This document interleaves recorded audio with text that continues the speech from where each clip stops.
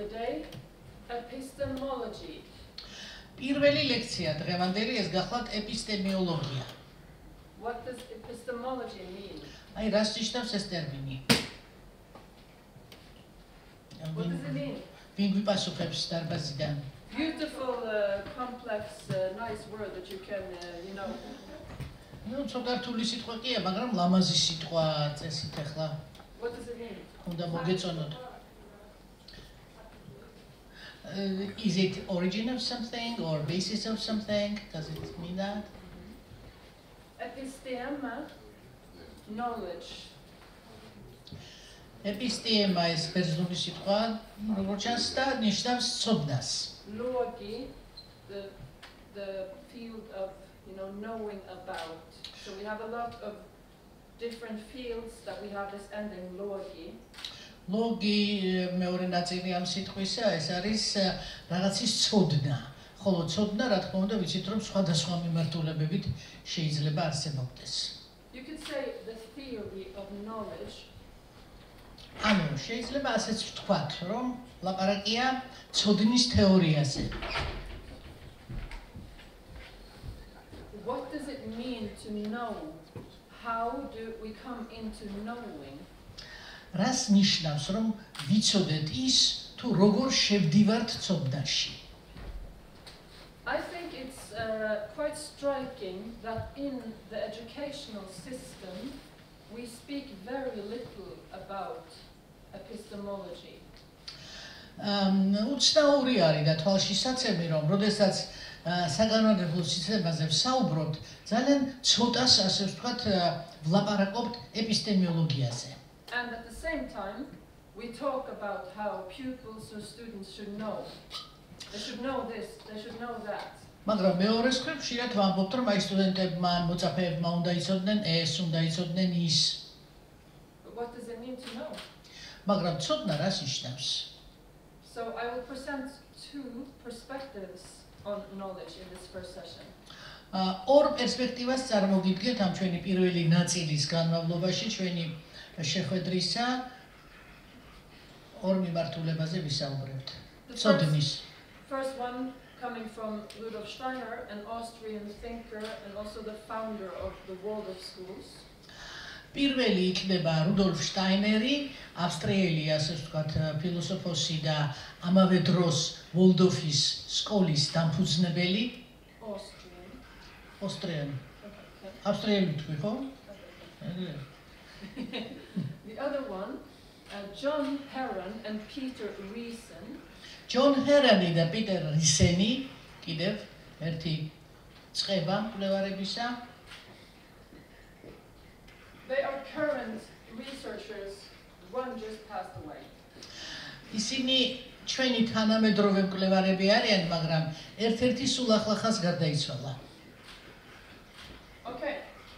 Steiner says. რას ამბობს შტაინერი? It is only actual experience that gives knowledge.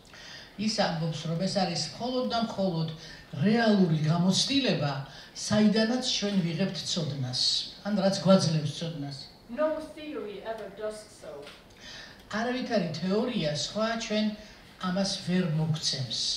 Now you should all be very provoked. აი ეხლა ამ ეტაპზე ალბათ უკვე თქვენ რაღაცა პროვოცირებულები ხართ ყველა, ხო? Because he is actually saying that the entire foundation of our educational system is wrong. იმიტომ რომ ამ გამოთქმიდან ის აზრი უნდა გამოვიტანოს, რომ მთელი ჩვენი საგანმანათლებლო სისტემა არასწორია. You should be saying that then why are we here?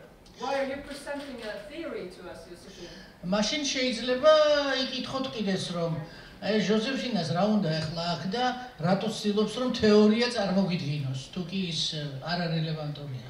And you should say, if this is true, then why are we completely dependent on being able to reproduce theories when we are students at the university? თუ ეს ასეა და დაუჯერებთ შტაინერს, მაშინ საერთოდ რატო ვართ ჩვენ უნივერსიტეტებში, სადაც რეალურად, რა თქმა უნდა, ყოველთვის დიდწილად გვასწავლიან და წარმოგიდგენენ ხოლმე სხვადასხვა თეორიას.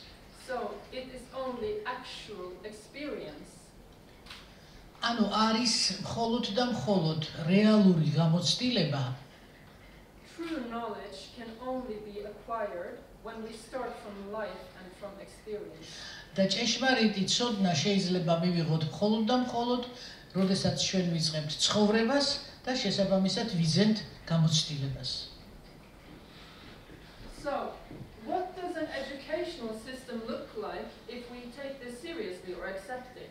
თუ კი ამ თეორიას სერიოზულად, ამ ნათქვამს სერიოზულად მივიღებთ, მაშინ რას წარმოადგენს მთლიანად საგანმანათლებლო სისტემა? რას გვაძლევს?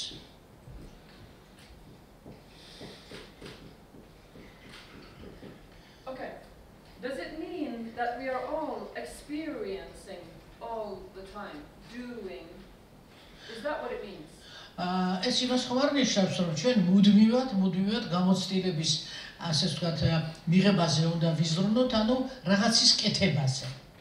Does it mean that you cannot actually be presented to a thought of someone else?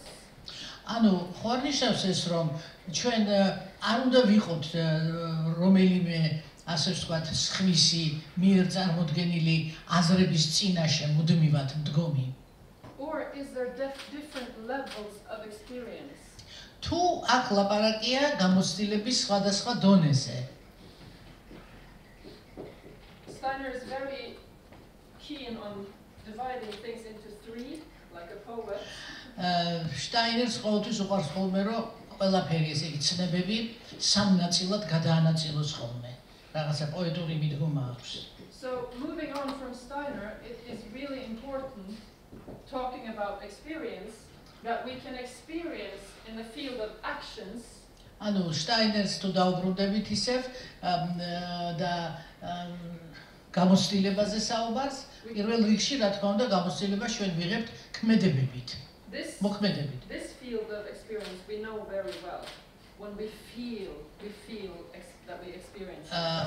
გამოცდილების კიდევ ერთ ასპექტს, ანუ შეგრძნებას, გრძნობებს, ნუ ჩვენ ამას ყველაფერს კარგად ვიცნობთ, იმიტომ რომ ჩვენი ორგანიზმით შევიგრძნობთ რაღაცებს. This we know very well. ნუ მოქმედებები ვიცით ძალიან კარგად. Oh, okay. So now I experience something in the physical, doing, active world. ანუ ამ გამოცდილებას ჩვენ ვიზენთ ფიზიკური ურთიერთქმედებით აქტიურ ცხოვრებასთან, სამყაროსთან ზოგადად. This is what children do a lot. ბავშვები აკეთებენ ამას ყველაზე მეტად. Now I learned I can't walk through a wall. აი ახლა დავეჯახე კედელს და ახლა უკვე ვიცი, რომ აღარ უნდა ასე ვთქვათ მივიდე ასე ახლოს კედელთან. This third sphere or field is also a place of experience. აი მესამე ასე ვთქვათ კომპონენტიც აგრეთვე არის ერთ-ერთი დონე გამოცდილებისა. I think that we can all know when we have actually thought a thought. We have thought a thought. ანუ როდესაც ჩვენ გავიფიქრებთ რაღაცას, აზრი მოგვივა თავში. It's almost as if we can feel that we are thinking. უკვე გრძნობთ ჩვენ ამასაც, რომ აი უკვე გადავედით აზროვნების ეტაპზე, ან აზროვნების პროცესში. The difference between this experience of being inside the thought, creating it, და თვითონ აი ესეთი გამოცდილება, რომ უკვე აზრში ვარ ჩაფლული, ვქმნი აზრებს.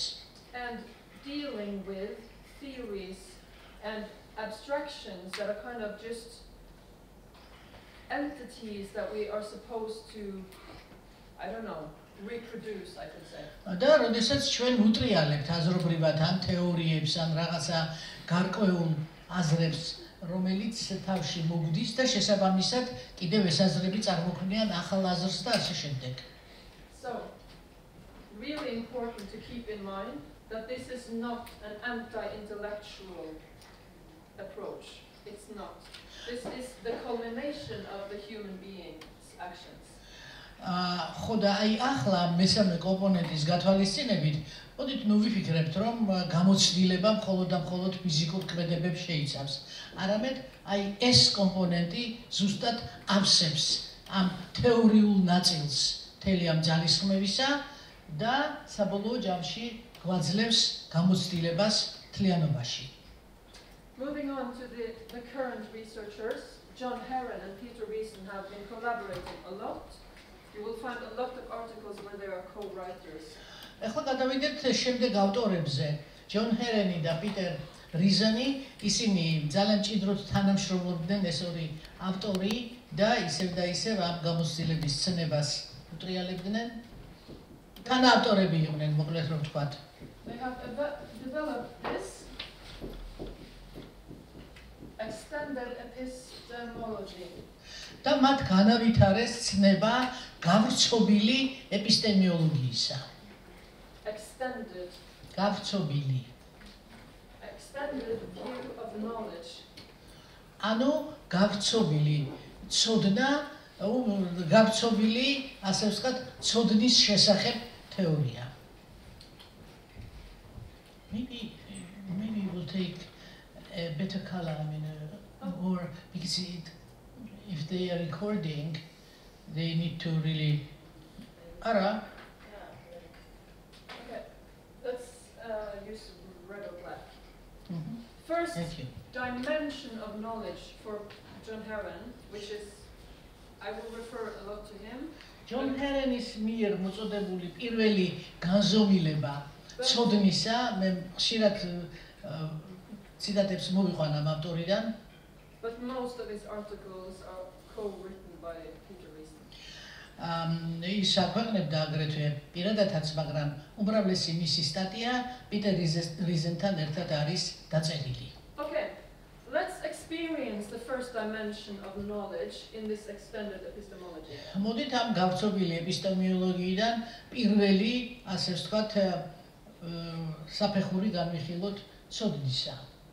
Take a moment, collect yourself, and try to observe what you are observing or experiencing right now. ერთი წამით, ესე იგი, ჩაფიქრდით, ჩაღრმავდით საკუთარ თავში და იფიქრეთ იმაზე, აი ამ წუთას რა გამოცდილებას იღებთ. ამ წუთს. Let's do it. აბა გავაკეთოთ ასე.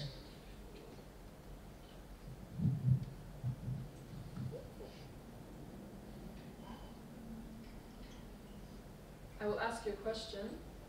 Are you alive? შეგეკითხებით, ცოცხლები ხართ? Yes.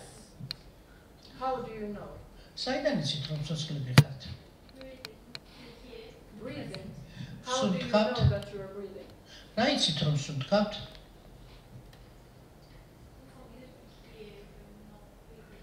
How do you know that you are breathing? საიდან ვიცით რომ სუნთქავთ? We know that this action is breathing. How do you know? ვიცით რომ აი რასაც ახლა ვაკეთებთ, აი ეს არის სუნთქვა. რანაირად ვიგითხრათ? ცოტა ხმამაღლა გოგონებო, იმიტომ რომ არ მესმის მე. Okay. So by the sense of hearing, you heard yourself breathing. ანუ ჩვენ გვესმის ყურში გარღვეული ხმა, რომელიც ნიშნავს სუნთქვას. Anything else that made you გრძნობთ that ამას. you are breathing? კიდევ რა კომპონენტი შეიძლება დავასახელოთ, რის საფუძველზეც ჩვენ ვწმუნდებით რომ სუნთქავთ? What else? კიდევ რა? Thinking. You thought that you were breathing. აზრი იმის თაობაზე რომ იაზრებთ იმას რომ ფიქრობთ. What informed Shorena's thought of her breathing? What informed it? საიდან მიიღო ინფორმაცია შორენამ იმის თაობაზე, ანუ ეს ფიქრი რატო გაუჩნდა, რატო უკარნახა ამ ფიქრმა მას რომ ის სუნთქავს? Your feeling. გრძნობდა რომ What feeling? რა გრძნობაზეა საუბარი?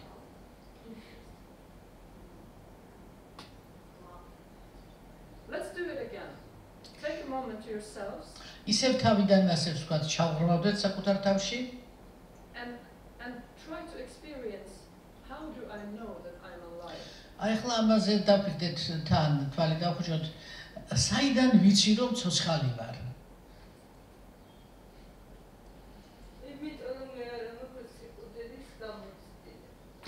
Because I don't have the experience of dying.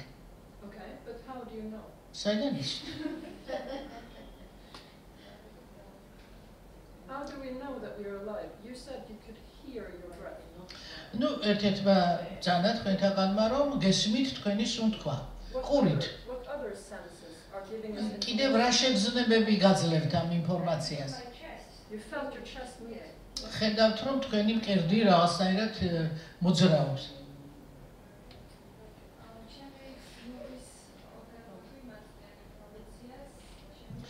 So the senses that I have, they provide me with information on breathing. This is all senses, sight and smell and all that. Exactly. So, is this room cold? ამ ოთახში ცივა? Yes. How do you know? კი, საიდან იცით? You can feel it. Okay. შეგრძნებით. ცივა. Experience is not thoughts, but thoughts can be material. Experience can be material for thinking. რა თქმა უნდა, გამოცდილება ეს არ არის აზროვნების შედეგი, მაგრამ გამოცდილება შეიძლება გახდეს საფუძველი და იმპულსი აზროვნებისთვის.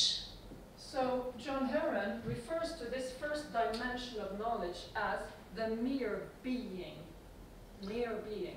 ანუ ჯონ ჰერენი ამბობს, რომ აი ეს პირველი განზომილება გამოცდილებისა არის უბრალოდ წმინდად და სუფთად მხოლოდ ყოფიერება, ყოფნა. Nothing that is alive can be bad at this form of knowledge. ის რაც არ არის ცოცხალი, არ იქნება მიმართებაში ცოდნის ამ დონესთან. The experience of being a living being is for everyone, and you are completely entitled and correct in your own experience of being alive. გამოცდილება იმისა, რომ დაუშვათ ცოცხალი ხარ, ეს არის ყველასთვის, ეს მისაწვდომი და ყველასთვის აღქმადი. This dimension is absolutely crucial for all other levels or forms of knowledge. და ეს განზომილება არის აბსოლუტურად ყველაზე უფრო მნიშვნელოვანი და პრინციპულად ასე ვთქვათ, ხაზგასმით უნდა ითქვას, რომ ყველა სხვა ცოდნის დონეებზე უფრო მაღლა დგას და მის საფუძველს წარმოადგენს.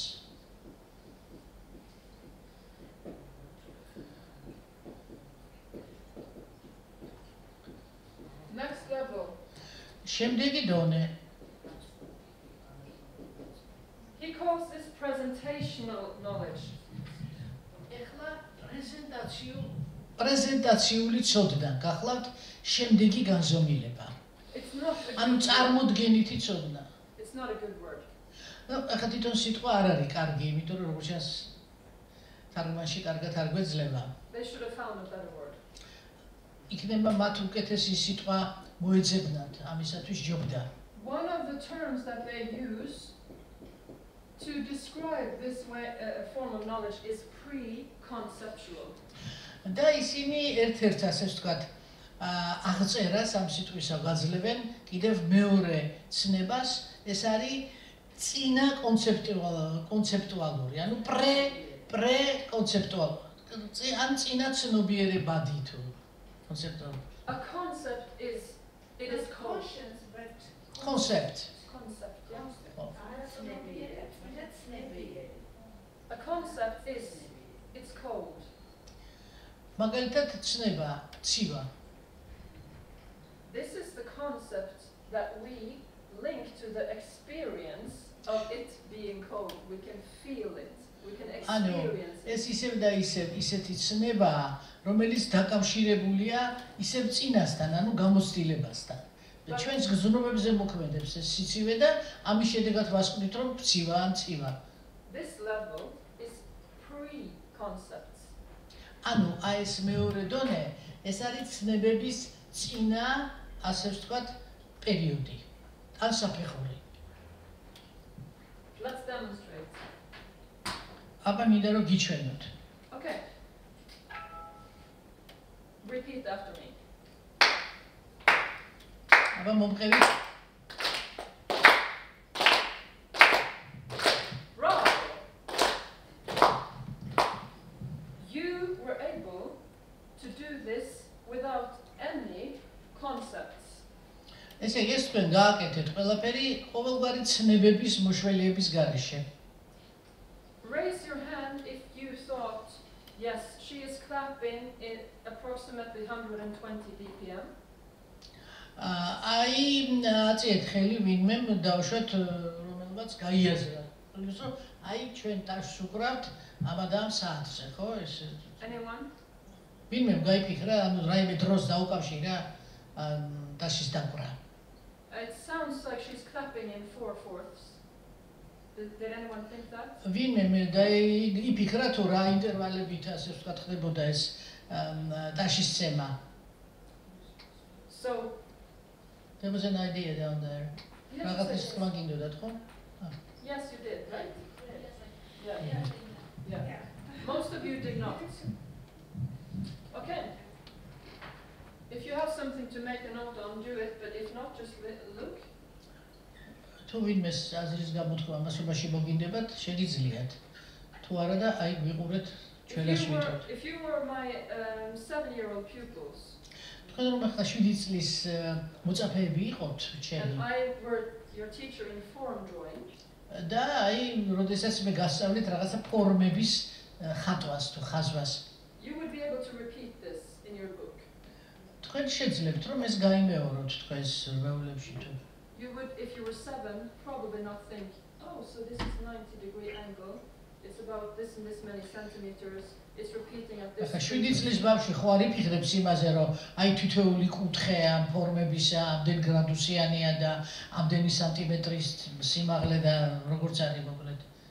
If I had some clay, and you all had some clay in your hands, თუ მე მისვია დავუშვათ წებო ხელებზე, and I told you, now we will make a little mouse of our clay. და ახლა მოდით პატარა თაგვი გამოვსახოთ ჩვენი clay meaning glue or tixha. You would start shaping the clay. დაიწყებთ ახლა ამ თიხისაგან თუ პლასტილინისგან გამოძერწვას რაღაცის. And even as adults, you would probably not think about the degree of the curve on the back of the mouse. დიდებიც კი რო იყოთ, თუნდაც როდესაც ამას აკეთებთ, არ დაიწყებთ ახლა იმაზე ფიქრს თუ თაგვის ზურგის მოხრილობა რამდენ გრადუსიანია და ასე შემდეგ. So you would be able to relate to this form without any concepts. აი ამგვარ ფორმას ალბათ ნებისმიერი დაუშვათ ცნებების მოშველიების გარეშეც შეძლებთ რომ დახატოთ. This is how people most of the time learn. აი ამ გზით სწავლობენ ძირითადად ადამიანები. Especially children. განსაკუთრებით ბავშვები. So, before we have a concept, we have a sense of the importance of patterns or principles. ანუ მანამ სანამ რაღაცა კონცეფციები გაგვიჩნდება, ჩვენ გვაქვს გარკვეული წარმოდგენა მოდელებზე, ფორმებზე და ამ ფორმების აგების პრინციპებზე. Okay.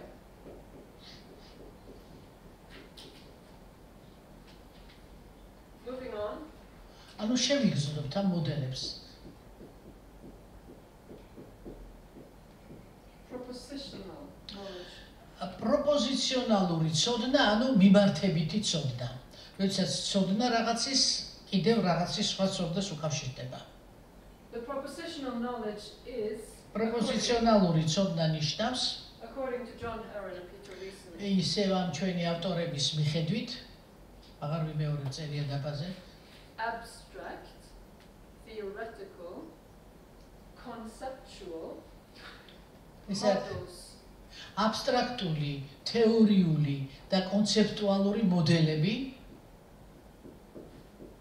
And this is how we make sense of these dimensions of our knowledge.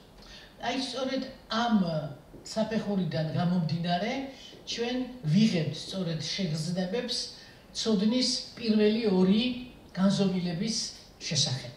So we take our world life experience, ანუ ჩვენ სამყაროს ვიღებთ როგორც გარკვეულ სასიცოცხლო გამოცდილებას, which is whole. completely whole and continuous always. რომელიც არის მთლიანი, ანუ სასრული მთლიანი და მუდმივად უწყვეტი. And we try to make it a system. We orientate ourselves. და ჩვენ ორიენტაციას ვახდენთ უკვე სისტემაზე.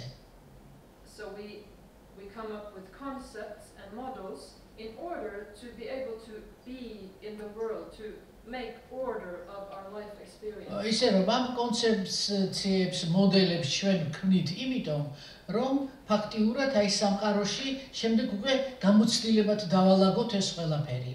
ან გამოცდილებიდან მივიღოთ. These are always a simplification of life. Always. ყოველთვის აბსტრაქტული მიდგომები, თეორია, მოდელირება, ეს არის მუდმივად მიმართული ცხოვრების გამარტივებისკენ. There is no such Mudam. thing as a model who is a complete representation of the world. No such thing. მაგრამ არ არსებობს ისეთი რამ, ანუ ისეთი მოდელი, რომელიც სრული, ასე ვთქვათ, გამოხატულება იქნება მთელი სამყაროსი. Theory means to see. ხოლო თეორია ნიშნავს, რომ ჩვენ დავინახოთ. So if I present a theory to you, it is one point of view of the world. ისე რომ მე ვისაც თეორიას დავშე წარმოვადგენ თქვენს წინაშე, ეს იქნება მხოლოდ და მხოლოდ ერთი განყენებული მიდგომა სამყაროს შესახებ. So a theory could be this.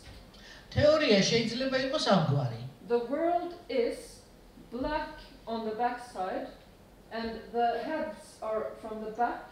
The room is going in this way downwards and most people are sitting on the right side of the room. დავშათ, ჩემს უკან არის სიბნელე, მაგრამ წინ არიან განლაგებული ადამიანები და ეს ადამიანები წინ არის ოთახი, ოთახში მიყოლებით განლაგებული არიან ადამიანები. The problem is that this is a theory, this is one way of seeing the world from this point of view.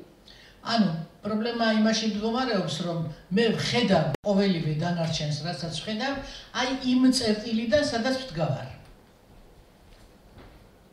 From here, my theory is completely wrong, the one from up there. აი აქედან უკვე თუ დავდგები, ჩემი თეორია იქნება სრულიად არასწორი, იმიტომ რომ სულ სხვა რაღაცას დავინახავ. There is not much black color from this theory. იმიტომ რომ ამ მომენტიდან დანახულ თეორიაში შავი ფერი, რომელიც ჩემ ზურგს უკან იყო პირველ შემთხვევაში, აღარ არის. And there is mostly faces and the hill is upwards. ძირითადად უკვე სახეებს ვხედავ ადამიანებისა და მიმართულებაც არის ქვემოდან ზემოთ მინდის, ჩემი მზერა. This form of knowledge is the most status-giving form of knowledge in our educational system and in our society. აი ეს არის ის ფორმა ცოდნისა, რომელიც ეძლევა შემსწავლელებს ჩვენს საზოგადოებაში და ჩვენს საგანმანათლებლო სისტემაში. This is a huge problem. რაც უზარმაზარ პრობლემას ქმნის.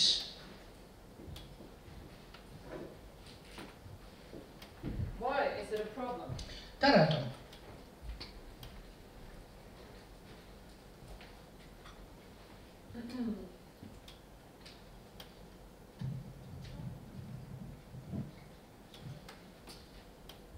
The problem is the disproportionate status it has been given.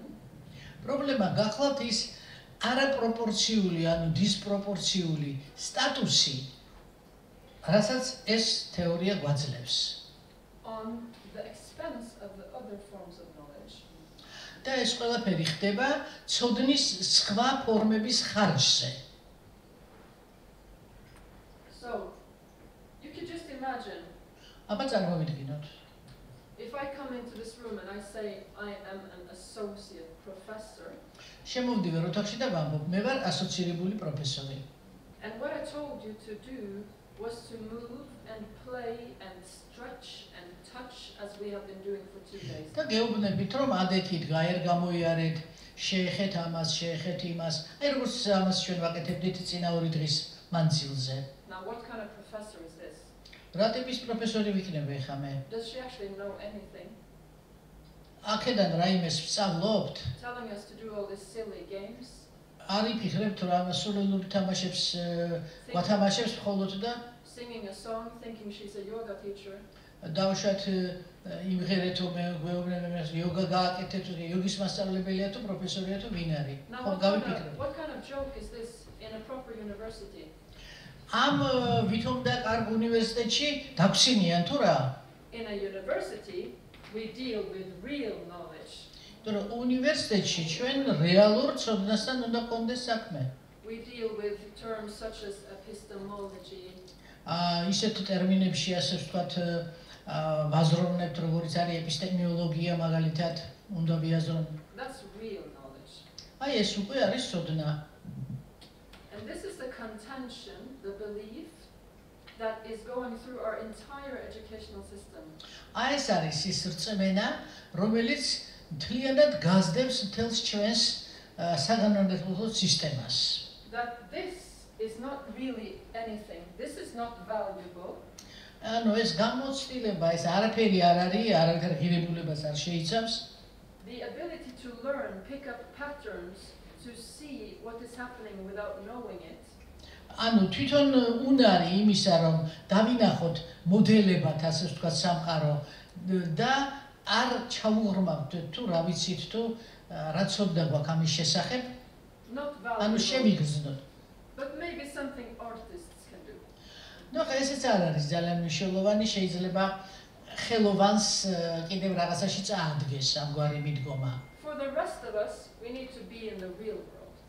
ხოლო ჩვენთვის დანარჩენებისათვის მნიშვნელოვანია რომ რეალურ სამყაროს არ გავცდეთ. The strange thing about it is that this is the real world. მაგრამ უცნაურია რომ თუ ასე ვფიქრობთ, მაშინ რეალური სამყარო სწორედ იქ არის გამოცდილებაში. This is a theory, a construction of the mind. ეს არის თეორია მესამე. ეს არის უბრალოდ გონების რაღაცა კონსტრუქციები. And yes, it's really important because remember, it is for us to make sense, to make order, to orientate ourselves. მაგრამ მეორეს ძალიან მნიშვნელოვანია, იმიტომ რომ ეს გვაძლევს ჩვენ რაღაცა წესრიგის შექმნისა თუ აღქმის უნარს, ორიენტაციის უნარს, ასე ვთქვათ, ვიძენთ ჩვენ სამყაროში არსებობისათვის. It is always partial, yes. და ქალბატონი ქეთის შენიშნა რომ ეს არის მუდმივად მაინც ნაწილობრივი და ნუ რა თქმა უნდა ეს ასეა. According to these researchers, the culmination of these dimensions of knowledge is the practical knowledge. აი ამ ჩვენი მკვლევარების მიხედვით კომბინაცია და კულმინაცია მთელი ამ განზომილებებისა ცოდნასთან დაკავშირებით არის პრაქტიკული ცოდნა, ანუ პრაქტიკიდან მიღებული ცოდნა. Knowing how. ანუ ცოდნა იმისა თუ როგორ A skill. ანუ უნარჩვევა მოკლედ რომ ვთქვათ. A practical way of solving problems. პრობლემების გადაჭრის პრაქტიკული გზა. What other way can you solve a problem than in a practical way? ამას სხვანაირად როგორ უნდა გადაჭრათ პრობლემა თუ არა პრაქტიკულად. Someone should say in a theoretical way. ვიღაცა იტყვის რომ რატო თეორიულადაც შემიძლია ეს გავაკეთო? Because that's what we spend 99% of our time in policy and academics to do. იმიტომ რომ 99% ასე ვთქვათ აკადემიურ წრეებში, სამეცნიერო წრეებში სწორედ ამაზე ვხარჯავ დროს და იგივე თუნდაც პოლიტიკაში. And what happens? და რა ხდება? Not much.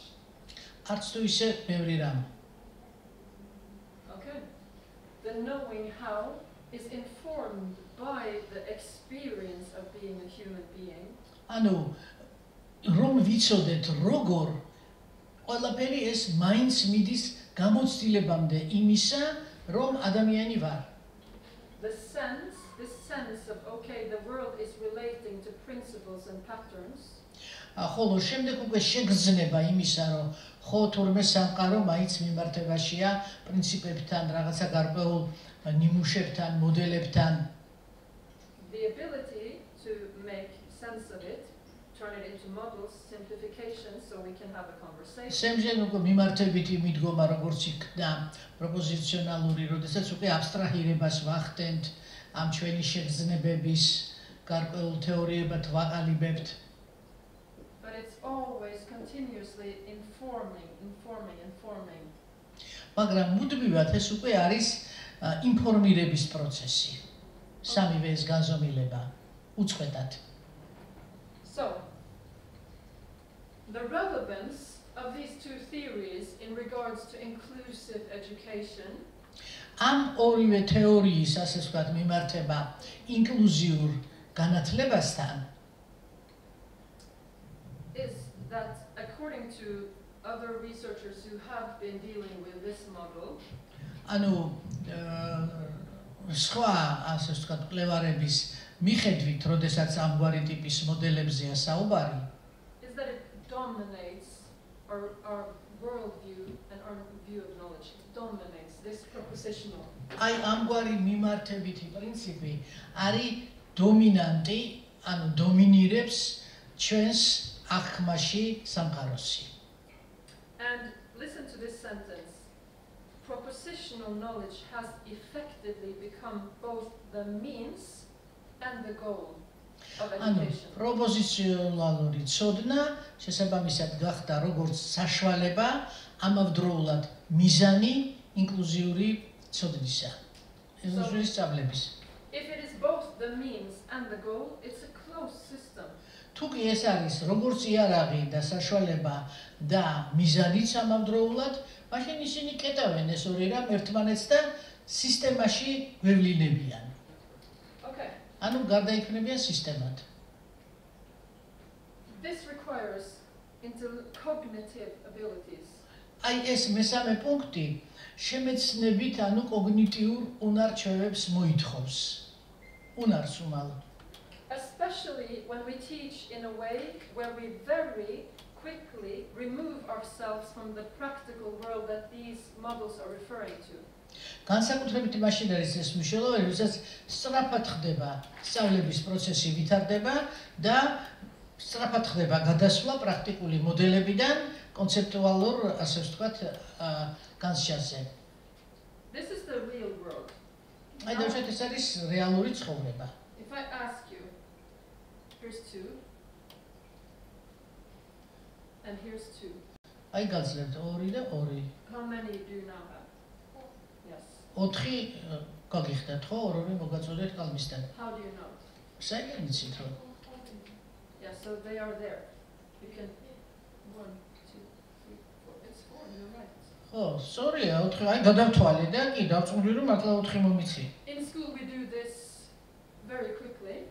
მაგრამ სკოლაში ხო ძალიან სწრაფად ვაკეთებთ ამას. And now we have the concept of 2 plus, which means that I და give შევიძინეთ, ასე ვთქვათ, ცნება იმისა, რომ აი ჯერ 2 მოგეცი, მე 2, მე ერთად გადავთვალეთ და გამოვიდა 4. numbers are concepts.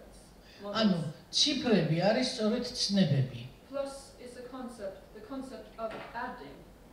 ხოლო პლუსი არის მიმატების ცნება. We remove ourselves from the practical material world and we deal with concepts from a very young age. ანუ ვიწყებთ პრაქტიკული მატერიალური რაიმეთი და შემდეგ გადავდივართ უკვე კონცეფციაზე. And very quickly these models become very abstract. და იქმნება უკვე მოდელი complicated. ციფრებით და ეს ძალიან სწრაფად ხდება. აბსტრაჰირება. If you have the abilities cognitively of someone with a disability, for example Down syndrome, მაგალითად თუ კი ჩვენ საქმე გვაქვს გარკვეული ტიპის ნაკლებობაზე უნარჩვევისა, მაგალითად კონკრეტულად ავიღოთ დაუნის სინდრომი. this field will very on a quite early stage become too abstract for you. აი ეს მესამე განზომილება ასეთი ადამიანებისათვის ზედმეტად ზედმიწევნით აბსტრაქტული იქნება თავიდანვე. But this is not exclusive for a person with disabilities, mental cognitive disabilities, not. მაგრამ ეს არ იქნება, ასე ვთქვათ, პრობლემა ეს იქნება პრობლემა არა მხოლოდ იმ ადამიანებისათვის, რომლებსაც გარკვეული მენტალური პრობლემები აქვთ. What we see is that entire generations are bodily, emotionally and intellectually impoverished by the educational system. ანუ საბოლოო ჯამში რასაც ვხედავთ, უამრავი ადამიანი, როგორც ხეულებრივად, ისე ყველანაირი სხვა თვალსაზრისით, ღარიბდება რეალურად საგანმანათლებლო სისტემის მეშვეობით და გამო. Imagine the fact that it is quite common to hate going to school. აი წარმოვიდგინეთ, ძალიან გავრცელებულია, რომ ხალხს ეჯავრება ხოლმე სკოლაში სიარული. It tells us that the educational system accepts the premise that humans are born wrong. ანუ საგანმანათლებლო სისტემა იღებს, ასე ვთქვათ, უპირობოდ იმ ამბავს, რომ ადამიანები არასწორად არიან დაბადებულები. And should be corrected. და ისინი აუცილებლად უნდა გავასწოროთ, შევცვალოთ. So, yes, it's a huge problem if you have a disability because this sphere is quite difficult to come in connection with. და მით უმეტეს ადამიანს თუ რაიმე, ასე ვთქვათ, ტიპის ნაკლოვანება გააჩნია, მათთვის მით უმეტეს ძალიან ძნელია, რომ რაღაცნაირად ჩაჯდნენ ამ მიმართებითი ცოდნის სისტემაში. But it's a problem for our society, for humanity. მაგრამ ეს არის პრობლემა საერთოდ მთელი ჩვენი საზოგადოებისა და მთელი კაცობრიობის ამავდროულად. Because it is telling us from a very young age that you should be in your head dealing with concepts, that your body and the signals from your body is not important. იმიტომ რომ თავიდანვე ის შეიცავს აზრს ასეთი მიდგომა, რომ თქვენ მხოლოდ და მხოლოდ თქვენი თავით, თქვენი გონებით უნდა იფიქროთ, იაზროვნოთ და იცოცხლოთ და მთლიანად იგნორირებულია დანარჩენი სხეული, რომელიც დანაც მოდის მთელი იმპულსები და შეგრძნებები და ასე შემდეგ. That your feelings and your imagination is in the way. რომ თქვენი შეგრძნებები, თქვენი წარმოდგენის უნარი, ფანტაზია ისე არის მოწყობილი, რომ So we have a view of knowledge. რომელიც ჩვენ გვიქმნის გარკვეულ წარმოდგენას ცოდნაზე, That is inhumane. იმგვარად, რომ ჩვენ ეს მიგვაჩნია არაჰუმანურ გზად სამყაროს შეცნობის. Humans have created a view of knowledge that is inhumane. ანუ ადამიანებმა შექმნეს წარმოდგენა ცოდნაზე, რომელიც საბოლოო ჯამში არაჰუმანურია. So coming into the world as a student or as a child, ანუ როდესაც შემოდიხართ სამყაროში, როგორც ბავშვი ან თუნდაც როგორც სტუდენტის ფორმით, you encounter the institution of knowledge. თქვენ უკვე დგებით პირისპირ ცოდნის მომცემი ინსტიტუციისა And you feel alienated. და საბოლოო ჯამში თქვენ გაუცხოვდებით აქედან. It must be something wrong with me. I don't understand this. I can't do this. I am not motivated. ეთქობა რაღაცა ვერა ვარ თლათ კარგად რომ არ მესმის, რასაც მეუბნებიან. ბოლომდე ვერ ჩავწვდი ამ ყოველივეს. You can take this feeling from your own life and you can multiply it by 100 and you will know what it's like to have a disability. Say it. You can take this experience or feeling from your own life. თქვენი საკუთარი ცხოვრებიდან შეგიძლიათ ეს გამოცდილება, ეს ამგვარი შეგრძნება მიიღოთ. I was not quite sure with disability how it is related with that. Multiply it by 100 and you will know. ასჯერ რომ ასე ვთქვათ გავამრავლოთ ეს შეცდოდება თქვენი, აი ეს იქნება ის შეგრძნება, რომელიც აქვთ ხოლმე ადამიანებს, რომლებსაც აქვთ შეზღუდული შესაძლებლობები.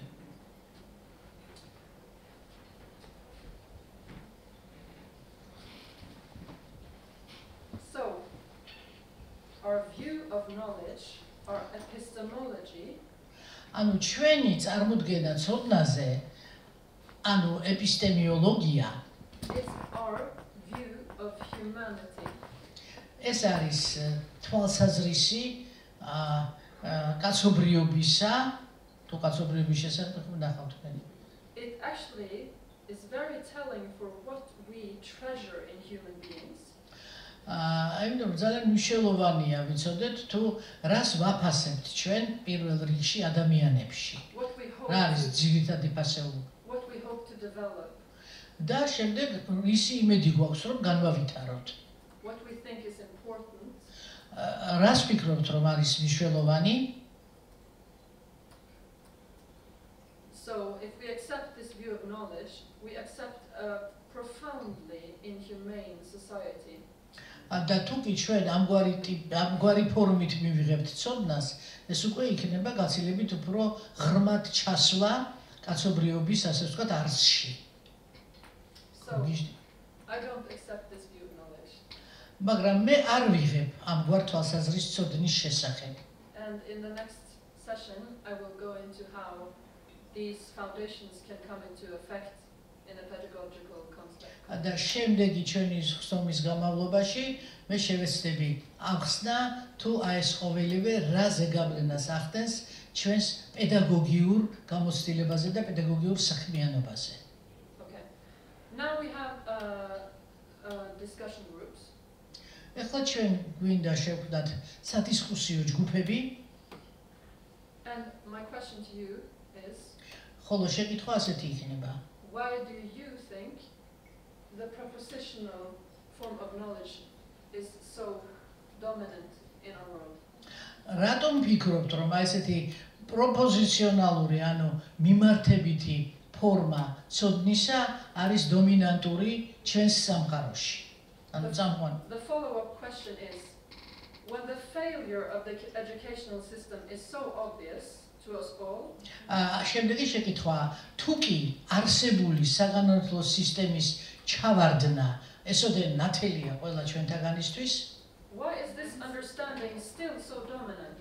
მაშინ რატომ არის რომ ეს ფორმა ცოდნის მიღებისა არის მაინც ესოდენ დომინანტური და გავრცელებული? When we feel tired listening to lectures, როდესაც ვიღლებით ვუსმენთ ამ ლექციებს, when we are in physical pain early in our lives, როდესაც ჩვენი ცხოვრების დასაწყისშივე აი ამ თითქმის ფიზიკურ ტკივილს განვიცდით, when we are struggling to get what the meaning of our own lives are, როდესაც ვიბრძვით და ვცდილობთ ჩავწვდეთ ჩვენი ცხოვრების არსს, when you have explosions in depression, anxiety, alienation, როდესაც ჩვენ გვაქვს რაღაცა პერიოდები მღელვის, მღელვარების, შიშის და რაც ვთქვათ გაუცხოვების, when you have big groups of our populations effectively discriminated from the educational system, როდესაც არის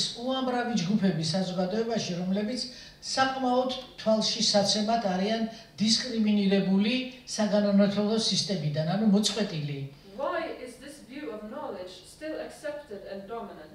მაშინ ცოდნაზე აი ეს ტრადიციული შეხედულება რატომ არის მაინც გამეფებული და დომინირებული? დომინანტური უпростоრად. Okay. This next session quite short. Pedagogical foundations.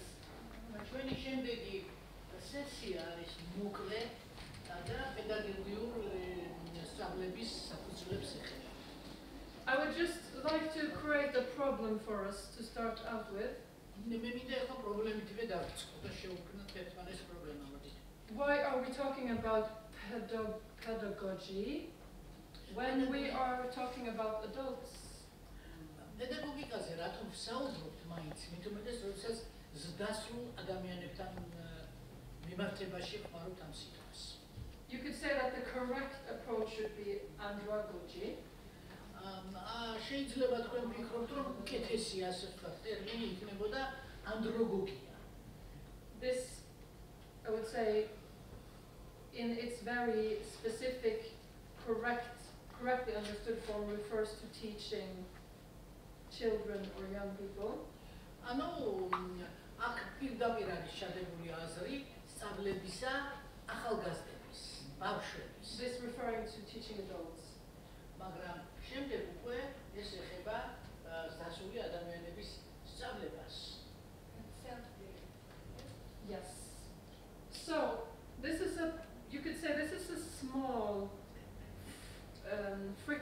field of friction for me. აი ეს არის ჩემთვის რაღაცა ის ერთმანეთთან ხახუნის ასე ვთქვათ მომენტი, მე ასე ავიქვამ ყოველ შემთხვევაში ამ ორ ფორმას სწავლებისა ასაკობრივს. I would just like to point it out that you could say that to be completely correct, I should not talk about pedagogy when I'm talking about adult people.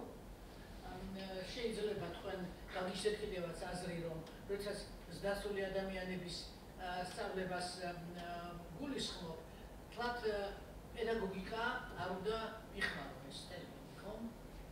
In the recent years, I usually teach people who are older than me.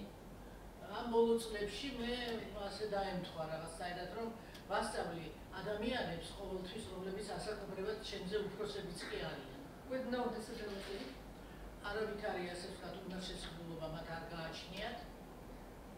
And I would argue that I am doing pedagogy. და აი აქ მიჩნდება ხოლმე ეს აზრი, რომ თლათ პედაგოგიკას არ ვეწევი. It's just a question from me to you. Maybe we are always directing ourselves towards whatever in the human that is not self-directed, because then you wouldn't need to be here. ანუ ეს ყოველივე ნიშნავს იმას, რომ ჩვენ მუდამ, ასე ვთქვათ, რაღაცისკენ რაღაცა მიმართულებას ვაძლევთ ადამიანებს და არა ისე, რომ ადამიანები თვით მიმართულნი არიან. ეს ესე რო იყოს, მაშინ თქვენ აქ არ იქნებოდით, ხო? Or maybe you could say then you wouldn't have wanted to be here. ანუ როგორც მინდებოდათ, რომ ახლა ვიყავით, თუ ყველაფერი შინაგანად მოდის. Maybe we all feel that there is parts of us that are not self-directed. ალბათ ჩვენ ყველას უნდა გქონდეს ასეთი შეგრძნება, რომ ჩვენში არის რაღაც ისეთი ნაწილები, რაც არ არის თვით მიმართული. And we seek settings where this part of us can be addressed and supported in its development. და გვაქვს შეგრძნება, რომ აი ამ ნაწილს სწორედ ესაჭიროება რაღაცა მხარდაჭერა, რაღაცა განვითარება, ვიღაცის მეშვეობით, ან რაღაცის მეშვეობით. So for me, this is an open question. I would like to refer to all my activities as pedagogy. აი ეს არის შემთხვევით სამით ხდება ეს პედაგოგიკა, ღია, ასე ვთქვათ, საკითხი, იმიტომ რომ მე უკვე ყოველთვის, როდესაც სწავლების პროცესზე ვსწავლობ, მაინც ვიყენებ ამ ტერმინს პედაგოგიკას. But maybe in 10 years, when I give a lecture, I would say I remember being in my 30s and I thought I was doing pedagogy. How stupid was I? Who knows? შეიძლება დადგეს დრო ჩემს ცხოვრებაში, რომ დავუშვათ პედაგოგიკას შევხედო ისე, რომ 30 წლის ვიყავი, როდესაც დავიწყე ეს სწავლების პროცესი და პედაგოგი მე ვიყავი მაშინ და პედაგოგიკასთან რატომ ვასოცირებდი ჩემ თავს. In social work, just be aware of this difference. სოციალურ მუშაობაში კი მინდა მუდამ გვახსოვდეს აი ეს განსხვავება ამ ტერმინს შორის. And explore it. ანალოგიასა და პედაგოგიკას შორის და თქვენ თვითონ ჩაუბრუნავდით და უფრო შეისწავლეთ ეს ორი ტერმინი. Felix culpa. Felix culpa. Latin phrase. ეს არის ლათინური ფრაზა. Derived from situations, felix means light, culpa means mistake. ანუ Felix არის ლათინურად სინათლე, ხოლო culpa არის შეცდომა.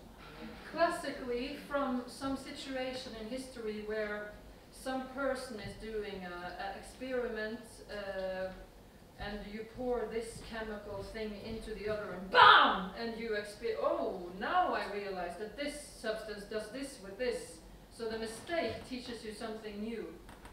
ხანდახან ასე ვთქვათ, ეს ტერმინი ეხება ისეთ სიტუაციებს, ეს ფრაზა უმალ, როდესაც დავუშვათ რაღაცას ვაკეთებთ, იგივე ქიმიური ექსპერიმენტის დროს შუქის რაღაცა ერთ ნაწილში ვასხავთ სითხეს, მერე მეორეში და მერე ერთმანეთში ვაურებთ, უცებ აფეთქდება და აი გამოცდილებიდან ასე ვთქვათ ვიგებთ, რომ თურმე არ ყოფილა თავსებადი ეს ორი ნივთიერება და მოგცა სრულად შეცდომით შედეგი.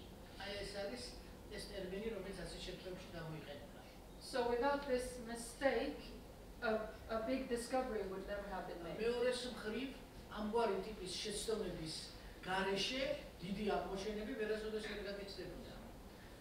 Working with individuals who do not conform with our society, ანუ მუშაობა ისეთ ინდივიდებთან, რომლებიც მთლიანად არ ჯდება ჩვენი საზოგადოების ასე ვთქვათ მოდელში has been a lifelong, priceless discovery for me.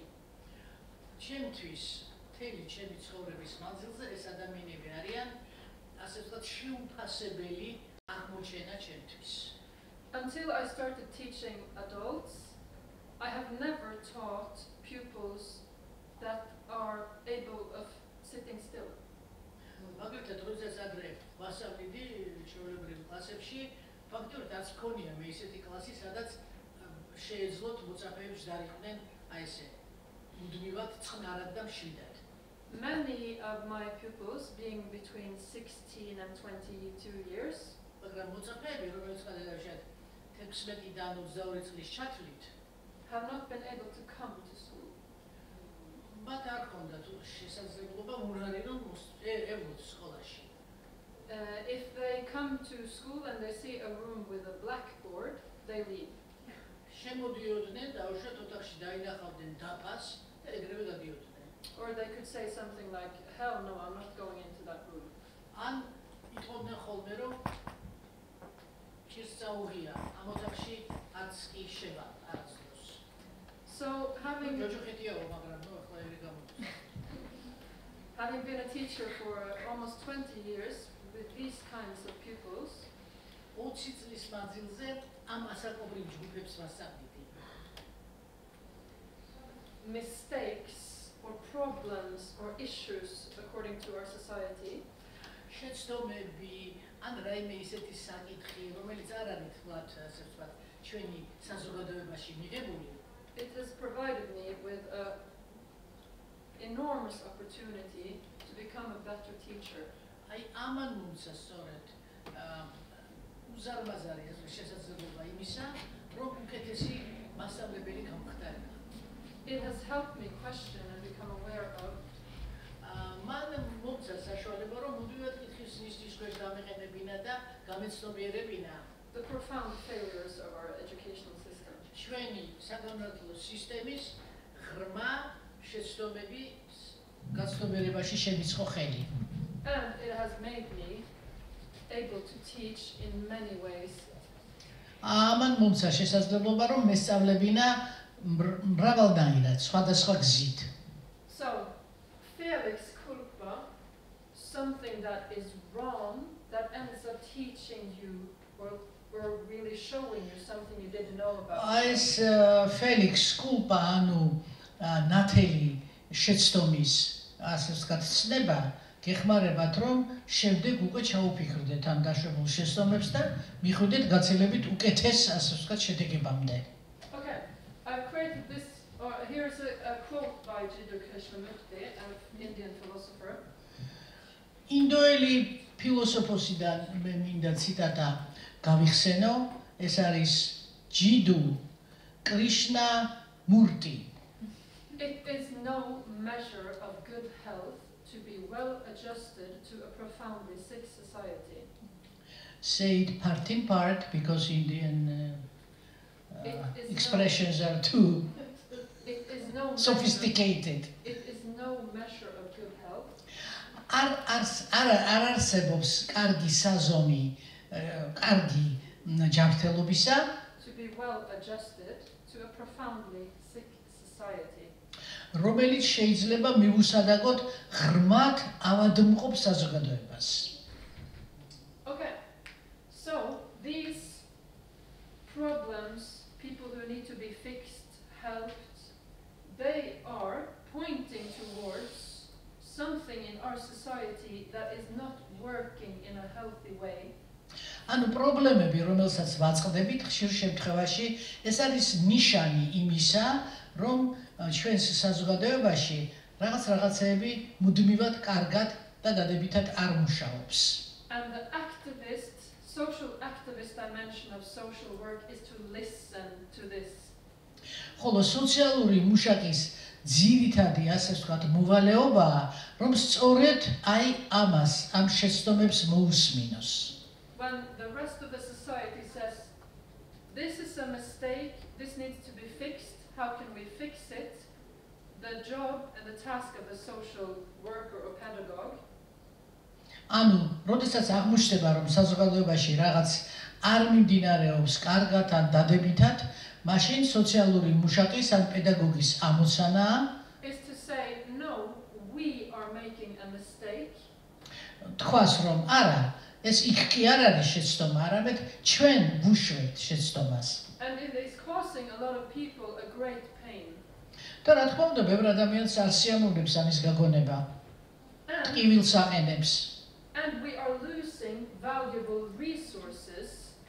და ვკარგავთ ამით ჩვენ საკმაოდ ღირებულ რესურსებს, Human resources, human experiences ადამიანურ რესურსს თუ ადამიანურ გამოცდილებას, that are lost. რომლებიც იკარგება ფაქტიურად. So, here's a model, a pedagogical model. აი ეს გახლავთ იმ პედაგოგიური მოდელი, რომელიც მე გამოვსახე.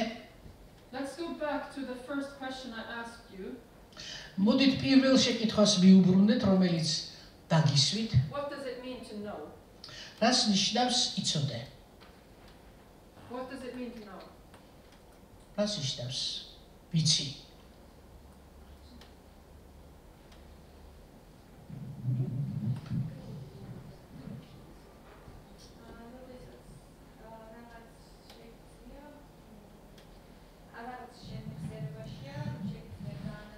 Whatever you have in your memory, you can then analyze, using practice.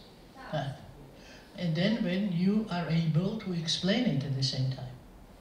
Something that you have in your memory, is that the word you used? ანუ ეს მეხსიერებაში რაც გაქვთ და მე იმას იყენებთ პრაქტიკაში, ამას გულისხმობთ. In mind. ანუ actually you first receive information, then you perceive it, then analyze, and then use in action. Good. About what? რის შესახებ გაქვთ ეს მთელი შემდეგ უკვე პროცესი? პირველი იმპულსი რა არის? About what? რაზე? You're lost. No, here is a suggestion for a model about what knowledge is. მოგვაწოდა სტუდენტებმა ჩვენ სტუდენტი ხართ ხო? ბოდიში მოგიხადოთ. ესე იგი მოგვაწოდა რომ აი რა მოდელი მიაჩნია მას ცოდნათ. Yes, we can accept this as a hypothesis. ეხლა ჩვენ შეგვიძლია ეს მივიღოთ როგორც ჰიპოთეზა. My next question is about what? მაგრამ შემდეგი შეკითხვა აი რის შესახებ ცოდნა? What do you have information about? ან ეს ინფორმაცია რის შესახებ გაქვთ, რომელზეც შემდეგ დანარჩენ შრეებს, ასე ვთქვათ, ააგებთ.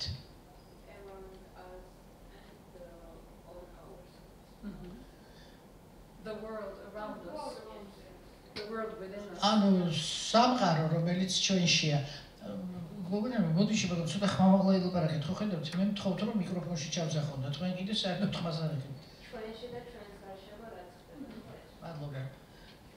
What is inside us and around us? The phenomenons of the world. ანუ ის ფენომენი, რომელიც სამყაროში ხდება. Your mind. გონება. The buildings. შემდეგ უკვე აი ეს შენობები, რომელშიც ვიმყოფებით. Colors. ფერები. Anatomy. ანატომია ჩვენი სხეულის, ხელი. Time. დრო. All the phenomenons, countless, infinite number of phenomenons that make up our life world. უამრავი ფენომენი, რომელიც საბოლოო ჯამში ჩვენს სასიცოცხლო გარემოს ქმნის. So, we had this model earlier, levels of knowledge. აი ეს მოდელი ქონდა ადრე, ცოდნის დონეები. This was number 4. This was number 2. This was number 1.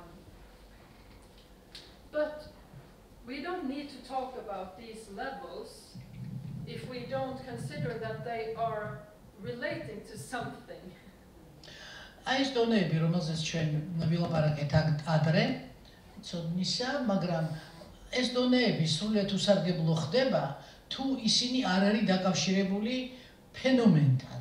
We are always dealing with a phenomenon. ყოველთვის ჩვენ საქმე გვაქვს ფენომენთან. Okay. In world of pedagogy and many other directions within pedagogy, we talk about phenomenology. აი, ამიტომ პედაგოგიკაში და მიმდებარე ასე ვთქვათ, მეცნიერებებში ჩვენ მუდამ საუბრობთ ფენომენოლოგიაზე. A way of approaching the world where you let the world, this phenomenon speak. ანუ ეს ის მიდგომაა სამყაროსადმი, როდესაც თვითონ ფენომენს აძლევს შესაძლებლობას, რომ მან ილაპარაკოს, რაღაც გითხრათ. You experience the phenomenon. და შემდეგ გამოცდილებაში გადადის ეს ფენომენი. And in this direction, this subjective experience is all there is in a way. და შემდეგ უკვე ფენომენიდან გამომდინარე სუბიექტური გამოცდილება ნებისმიერ შემთხვევაში იჩენს თავს. So what this can help us do? ანუ აი ეს Felix, ანუ სინათლე, რაში გვეხმარება? As teachers, we can find many ways to this phenomenon. ჩვენ როგორც მასწავლებლებს შესაძლებლობა გვეძლევა სხვადასხვა გზები მოვნახოთ ფენომენისკენ მიმავალი. In pedagogical theory, you can call this the diversity of methods or manifold methods. ხოლო პედაგოგიურ თეორიაში პირდაპირ მარტივად ამას ქვია სხვადასხვა მეთოდი ან მრავალპლანოვანი მეთოდი. Okay, so if you have a group of pupils or students that are different, as all groups are, ანუ თუ გყავთ ისეთი ჯგუფი სტუდენტების ან მოწაფეების, რომელიც არის ყველა განსხვავებული, ну როგორც ეს ასე ხდება ხოლმე, ცხადია? and you acknowledge that the human being experiences, senses, thinks and acts. და როდესაც თქვენ ასწავლიერებთ, რომ ადამიანები გზნობელობითი თავიანთი საშუალებებით აღიქვამენ სამყაროს ან გარკვეული ქმედებების ზედაკვირვების შედეგად, you will want to create pedagogy or methods, didactics that are addressing this holistic reality. ასეთ შემთხვევაში, რა თქმა უნდა, გიჩნდებათ სურვილი, რომ გამოიმუშაოთ ისეთი მიდგომები თუ მეთოდები, რომელიც ამ ფენომენს და მის სხვადასხვა განზომილებას თლიანობაში, ჰოლისტურად, ასე ვთქვათ, კრებს. Let's take an example. მაგალითად, We could say a song, მაგალითად ვთქვათ სიტყვა სიმღერა. the phenomenon of music, ეს მუსიკის ფენომენიდან არის, ხო? the phenomenon of the tone, ტონალობა, rhythm, რიტმის ფენომენი, lyrics. სიტყვები, რომელიც ახლავს სიმღერებს. You can approach this phenomenon in many ways. ამ ფენომენს შეიძლება ჩვენ უკვე მივუდგეთ სხვადასხვა გზით. And just to continue my criticism, აი ჩემი კრიტიკა რო გავაგრძელო როგორც ეს პედაგოგიკის. we are in a bizarre world where you can have a PhD about honey without ever having tasted it. თქვენ საბოლოო ჯამში თუ თეორიის შექმნაზე ხართ ორიენტირებული, შეიძლება სადოქტორო დისერტაცია დაწეროთ თაფლის შესახებ, ისე რომ საერთოდ თაფლი არც გაგისინჯებთ არასოდეს და არც იცით რა არის. I'm serious. სერიოზულად ვამბობ. You can continue if you like to make a career in the academic sphere. ანუ თუ სამეცნიერო სფეროში გინდათ რომ კარიერა გაიკეთოთ, And one of you can stand here in a couple of years and share your thesis about honey. შეგიძლიათ ერთ-ორ წელიწადში აქ დადგეთ, სადაც მე ვდგავარ და ხალხს გაუზიაროთ თქვენი აზრები თაფლის შესახებ. Without ever Theory. having tasted honey. და არც გაგისინჯებთ თაფლი არასოდეს. Okay, so the phenomenon of music or honey, ანუ იგივე თაფლის თუ მუსიკის ფენომენს თუ დაუბრუნდებით, with music it's easy because we all associate music with experience, listening ნუ to music. მუსიკის შემთხვევაში გაცილებით მარტივად დგას საკითხი, იმიტომ რომ ჩვენ ყველას გვაქვს ამის გამოცდილება, ჩვენ უფრო გზნობადი სფეროა მუსიკა და თუნდაც ამიტომ We can also start sensing the principle. It could be what is the beat, you know, is it how fast is it going? შეგვიძლია აგრეთვე ჩვენი გრძნობელობითი ორგანოების მეშვეობით აღვიქვათ რიტმი, თვითონ ამ მუსიკალური დარტყმების რაღაცა თანმიმდევრობა. Without having the concepts, we can learn a song without knowing what key it is in. ისე რომ ჩვენ შეგვიძლია სიმღერა შევისწავლოთ ისე რომ ახლა დანარჩენი მისი წიაღსულები არ ვაკეთოთ. If we want to study music, თუ კი გვინდა რომ ვისწავლოთ მუსიკა, თეორიულად შევისწავლოთ, we will have to start dealing with concepts about music. მაშინ უნდა მუსიკალური კონცეფციების შესწავლა დავიწყოთ. ანუ თეორიას შევღრმავდეთ. If you were experiencing music, თუ კი განიცდით მუსიკას, ანუ გამოცდილების სახით გეძლებათ.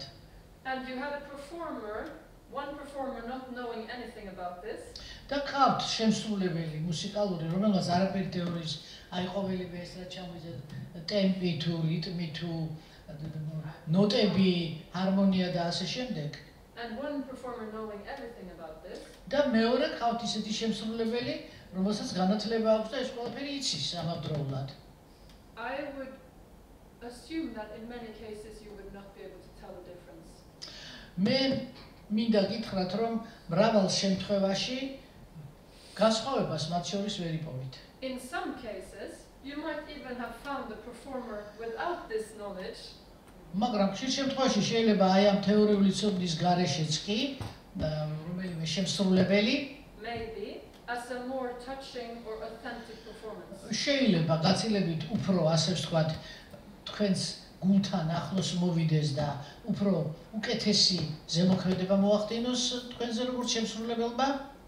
It's definitely completely possible to have theoretical knowledge about your topic and at the same time be full and rich in the experience and authentic, definitely. მაგრამ შეიძლება ასეთი შემთხვევაც წარმოვიდგინოთ, რომ აი თეორიაში ძლიერი ხართ, ანუ ძლავრი მუსიკალური განათლებაც გაქვთ და ამავდროულად როგორც შემსრულებელიც ხართ საკმაოდ პირდაპირ ვთქვათ რა, ნიჭიერი. But if you emphasize this too much, it will be at the expense of something. მაგრამ თუ გაცილებით უფრო მეტ კონცენტრირებას მოახდენთ თეორიაზე, შეიძლება შემდეგ ყველაფერი დანარჩენის ხარჯზე მოხდეს ეს. So, აბა ის მხარე მოკლედ გაფუჭდეს, რაღაც დააკლდეს მას. our task is actually to create the educational system that values these dimensions and approaches equally. ჩვენი ამოცანა კი არის ისეთი საგანმანათლებლო სისტემა შევქმნათ, რომელიც თანაბრად ანიჭებს ღირებულებას ყველა იმ მომენტს, რომელიც ამ სქემაშია წარმოდგენილი დაფაზე. And understand that they are, providing material for one another. რა თქმა უნდა, ეს ყველაფერი ერთმანეთთან დაკავშირებულია და ერთმანეთს აწვდის მასალას. So then we can create a manifold of methods. შემდეგ შეგვიძლია შევქმნათ მრავალი მეთოდი, ანუ მრავალპლანოვანი მეთოდი. Meaning that when I teach music, I am able to meet a student here if they have the capability of doing so. რაც ნიშნავს იმას, რომ დავუშვათ თუ მუსიკის მასწავლებელი ვარ, მე რა თქმა უნდა მივაწოდე ყოველივე ამას, რაც ამ მესამე პუნქტში არის ჩამოწერილი სტუდენტს. At the same time, I'm completely able to teach someone in this sense by mimicking. და შემდეგ უკვე მე აგრეთვე უნდა შემეძლოს, რომ მიმიკების მეშვეობით ვასწავლო კიდევ დანარჩენი. I'm able to see that გრძნობელობითი მხარე. an individual can have a complete experience, legitimate experience by only being in this sphere. და შემდეგ უნდა მივაქციო ყურადღება იმას, რომ დასრულად კანონიერი გამოცდილება მიიღო სტუდენტმა აი ამ სფეროში, წმინდად გამოცდილების სფეროში, ანუ პრაქტიკაში, როგორც ჩანს. And I'm able to see that if I manage to create a balance between these, და თუ კი მოვახერხებ სწორედ ამ 4 განზომილებას შორის ბალანსის შექმნას, this will become a ასეთ შემთხვევაში მე სტუდენტს მივაწოდებ სრულ პაკეტს უნარჩვევებისა. Some of my students will be very much here. ზოგიერთი სტუდენტი შეიძლება ძლიერი იყოს და აი ამ მესამე კომპონენტში, ანუ თეორიულ კომპონენტში. And my job is to provide more of this. მაშინ ჩემი ამოცანა იქნება, რომ ყოველივე დანარჩენი გაცილებით უფრო მეტად მივაწოდო. Some people will be completely dependent on mimicking me. ზოგიერთი სტუდენტი შეიძლება მთლიანად ჩემზე იყოს დამოკიდებული, ჩემს მიმიკებზე და ასე ვთქვათ, ამ პრაქტიკულ გამოვლინებაზე.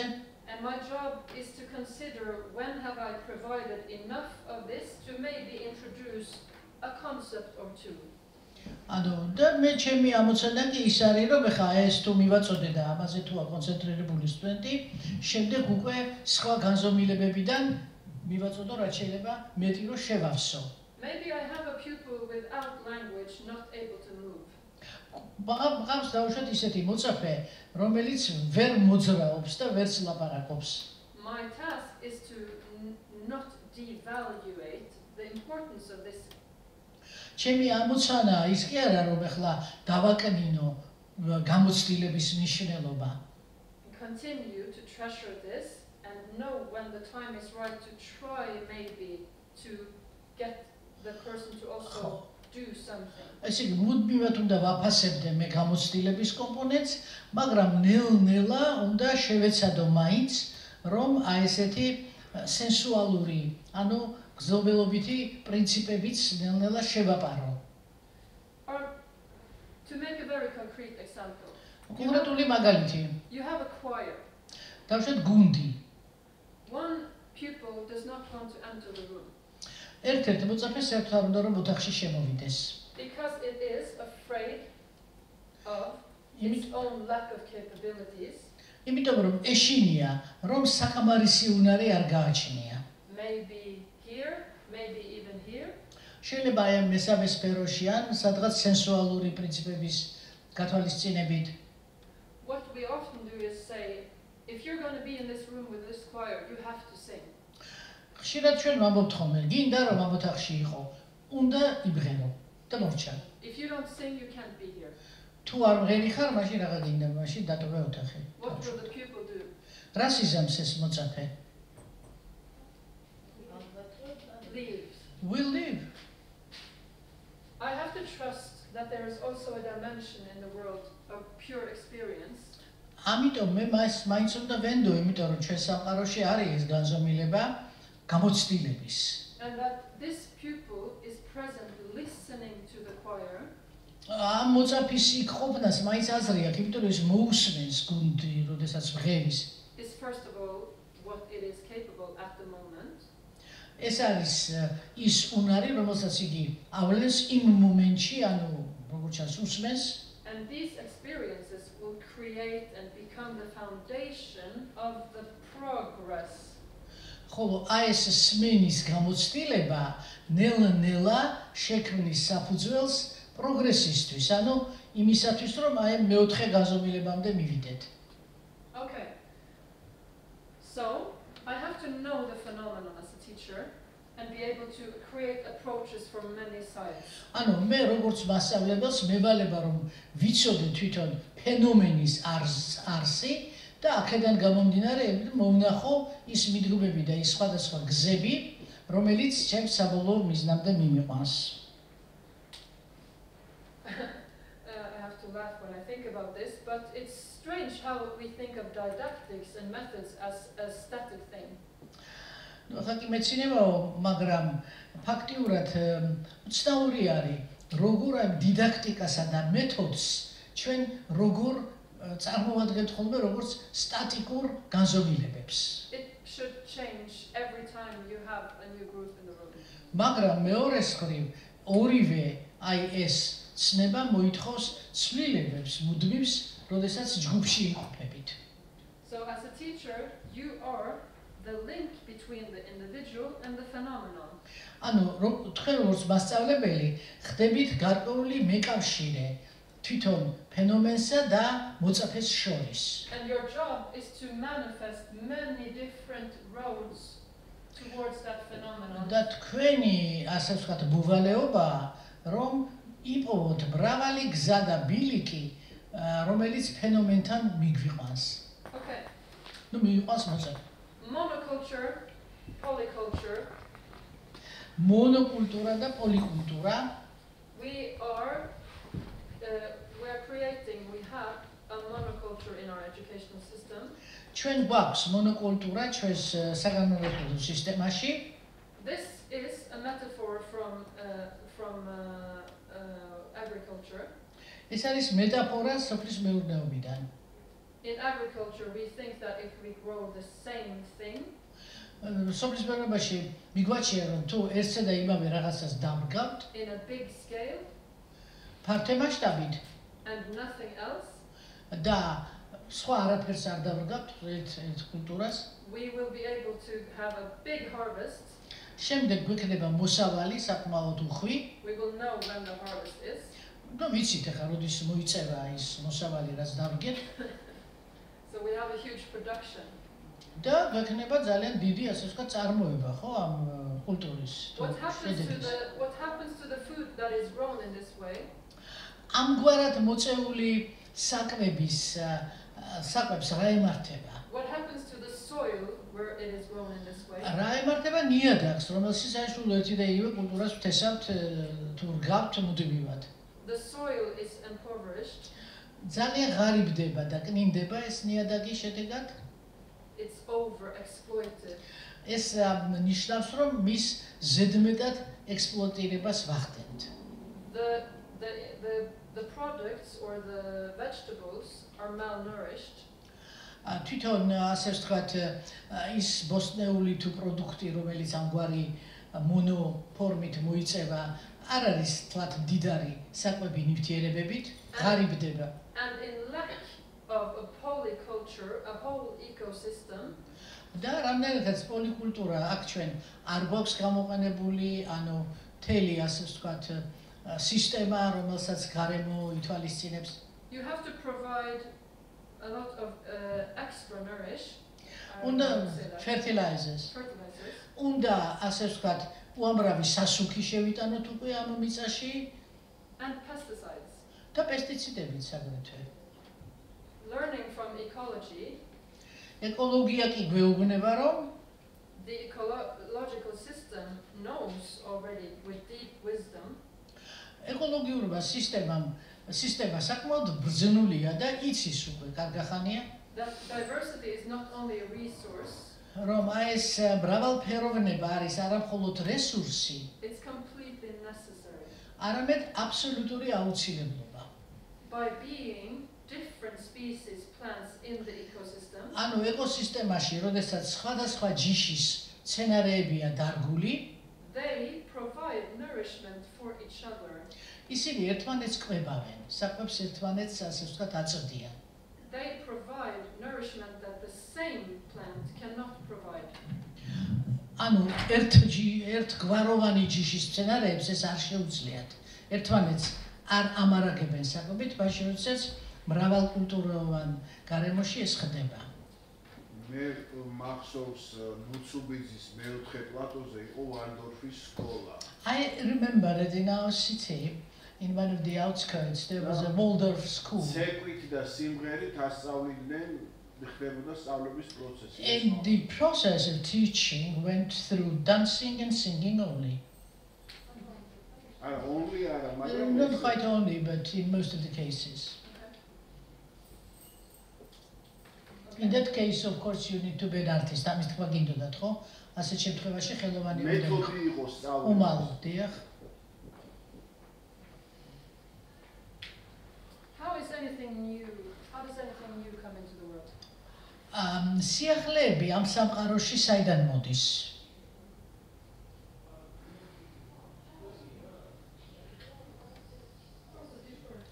From the God. That's my answer. From different people.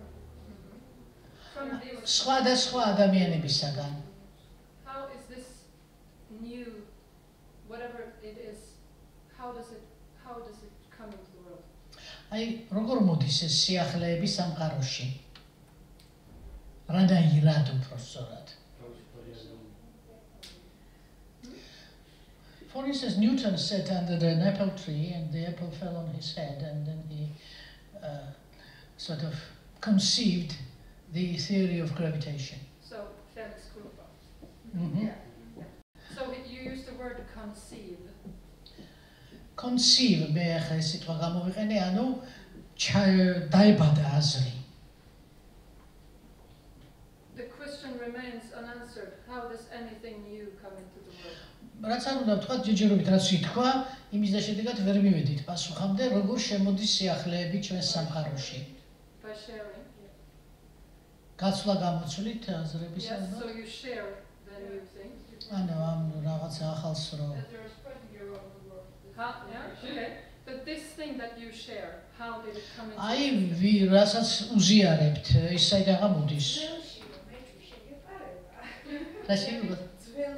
When you start doubting the old, in that case you start thinking about something new, and this is how it then gets generated. My idea of the answer is very simple. მაგრამ მე უფრო მარტივი პასუხი მაქვს ხოლმე ამაზე. Don't overthink it. მაინც და მაინც ამ ფიქრებში ნუ გაერთობით. ან ზედმეტად ნუ იფიქრებთ. By creation. აი ჩემი პასუხი ასეთია. ქმნადობით, ხელოვნებით შემოდის ეს ყველაფერი.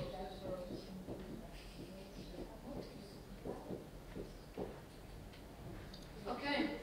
So, in order to say that I am a teacher and I'm also an artist, რომ ვთქვა, რომ მასწავლებელიც ვარ და ხელოვანიც, I need autonomy. ჭირდება ავტონომიურობა. I need the freedom to act. თავისუფლება ჩემს ქმედებებში.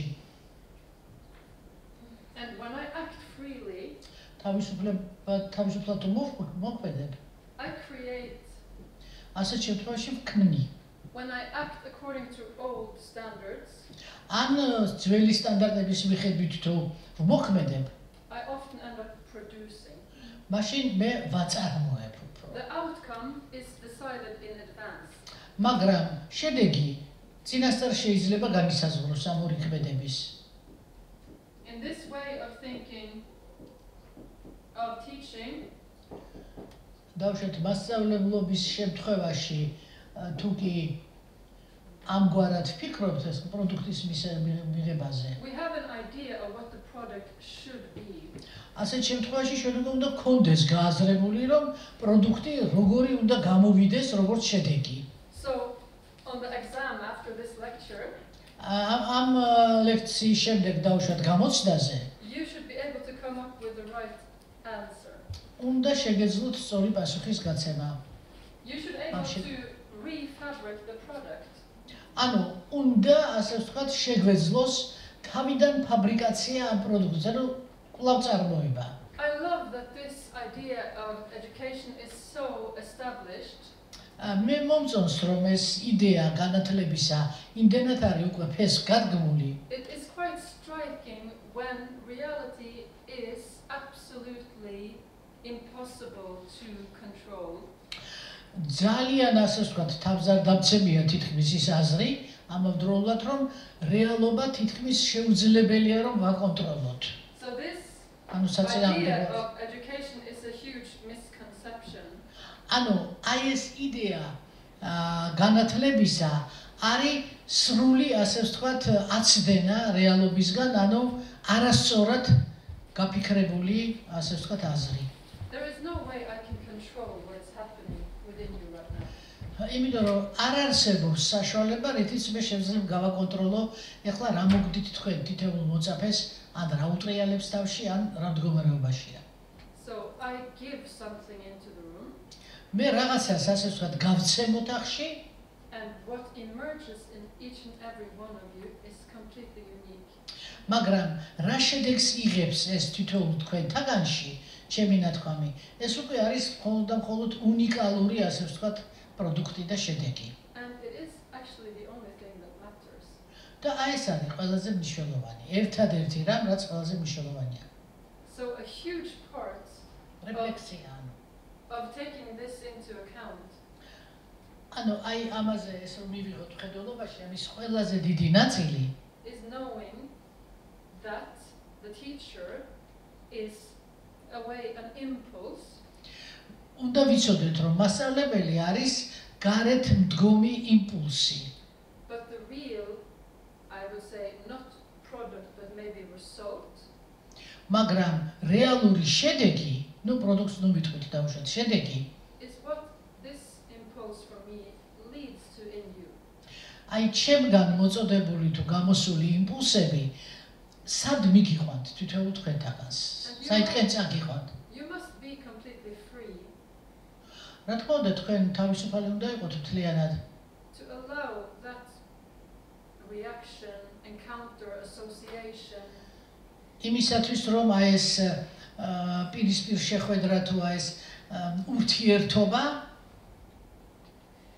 იყოს თავისუფალი.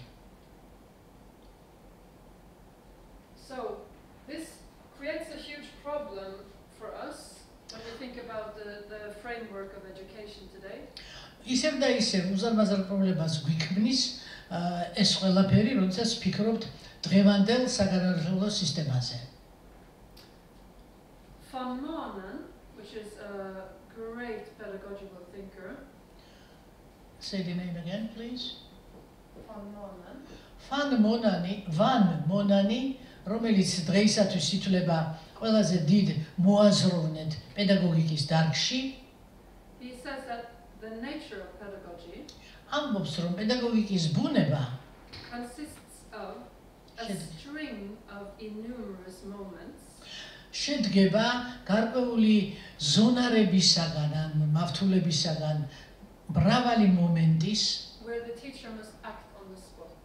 როდესაც მასწავლებელს უწევს ხოლმე, რომ ადგილზე თვითონ სიტუაციის გათვალისწინებით იმოქმედოს. Act on the spot. Or spontaneously, in other words. Will it be the same or? Yeah. ხო, სპონტანურად. ქალბატონმა შორიდან მოგვაწოდა ეს. And this is what I am doing right now. I'm acting on the spot, continuously acting on the spot. აი მე ვაკეთებ ახლა ამას, მუდმივად აქვე ადგილზე მუშაობ სიტუაციის გათვალისწინებით. You are affecting my actions. და თქვენ ზეგავლენას ახდენთ ჩემს ქმედებებზე. The way you yawn. აი დავუშვათ თუ დაამტკნარებთ და როგორადაც დაამტკნარებთ. The sound from the stage. აი თვითონ ეს ხმა რომელიც წამოვიდა ახლა კომპიუტერიდან. Your smiles, your body language. ან თუ იღიმით, ან თქვენი სხეულებრივი ენის ნებისმიერი გამოვლინება. We are in a continuous interplay. ჩვენ მუდმივად ასე ვთქვათ ურთიერთ შეთამაშების პროცესში ვიმყოფებით. That I am acting from. და ეს ყველაფერი გამომდინარეობს იმპულსები ჩემი ქმედებებიდან. Okay.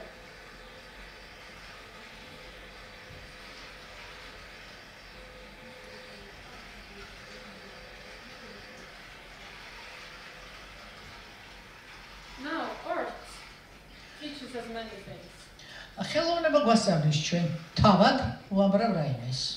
The first I would like to emphasize is art as an equalizer. ამიტომ მე ხაზს გავუსვამდი ხელოვნების ამ თვისებას, ანუ დამაბალანსებელ თვისებას. In art there can be no right or wrong answer. ხელოვნებაში პირდაპირ სწორი და არასწორი პასუხები არ არსებობს, ანუ შავ-თეთრი. Usually when we judge quality of art, როდესაც ჩვენ ვსაუბრობთ ხელოვნების თვისებაზე, ხარისხზე, one of the most universal criteria უნივერსალური კრიტერიუმები ამასთან დაკავშირებით ერთ-ერთი is what you could call truthfulness or authenticity. ანუ ამას ჩვენ ვეძახით ავთენტურობას, ანუ ჭეშმარიტების შემცველობას, ჭეშმარიტებას. ანუ პირდაპირ ვთქვათ სიმართლეს. You all know the feeling of someone brilliant technically playing for you. შეიძლება იცით უამრავი შემსრულებელი, რომელიც ტექნიკურად შესანიშნავად მუშაობს თავისი სახელოვნებო დარგში. And maybe for a while you are impressed by the technique. და როდესაც უსმენთ ან უყურებთ, შეიძლება თვითონ ტექნიკამ შესრულებისა მოახდინოს თქვენზე საბეჭდილება. But then you lose interest because you don't feel any contact. მაგრამ ნელ-ნელა შეიძლება ინტერესი დაკარგოთ მიუხედავად ამისა, იმიტომ რომ კონტაქტი არ აქვს ამას თქვენთან. So contact with what? მაგრამ რასთან კონტაქტი? What is it that we are longing to feel in touch with? ანუ საერთოდ რას დავეძებთ ჩვენ ხელოვნებაში, რასთან გვინდა შეხება? What is it? I'm asking you. ეს არის შეკითხვა თქვენ დამიხალხნო. ემოცია, ხო? ემოცია. Our connection with the artist and the same emotions. ნუ რა კავშირიც გვაქვს ჩვენ თვითონ ხელოვანთან და შემდეგ რა ემოციები გვიჩნდება, ხო? ემოცია ახსენეთ, ხო? So you have a sense of this other person is feeling the same feeling, yes. ხო. ანუ ჩვენ გვაქვს შეგრძნება იმისა, რომ ეს მეორე, ანუ ხელოვანი ჩვენში გზნობებს აღზრდავს, ხო? Good. Okay. So art as an equalizer, I mean in society, because if you think as anyone as a potential artist, იმიტომ რომ როცა ჩვენ საუბრობთ ნებისმიერ პიროვნებაზე, რომელიც არის პოტენციურად ხელოვანი და მეორეს მხრივ გვახსოვს რომ ხელოვნების მიზანი არის გათანაბრება, რაღაცა დაბალანსება. and there are no right or wrong answers. და რომ არ არსებობს პირდაპირ ან ხო ან არა პასუხები.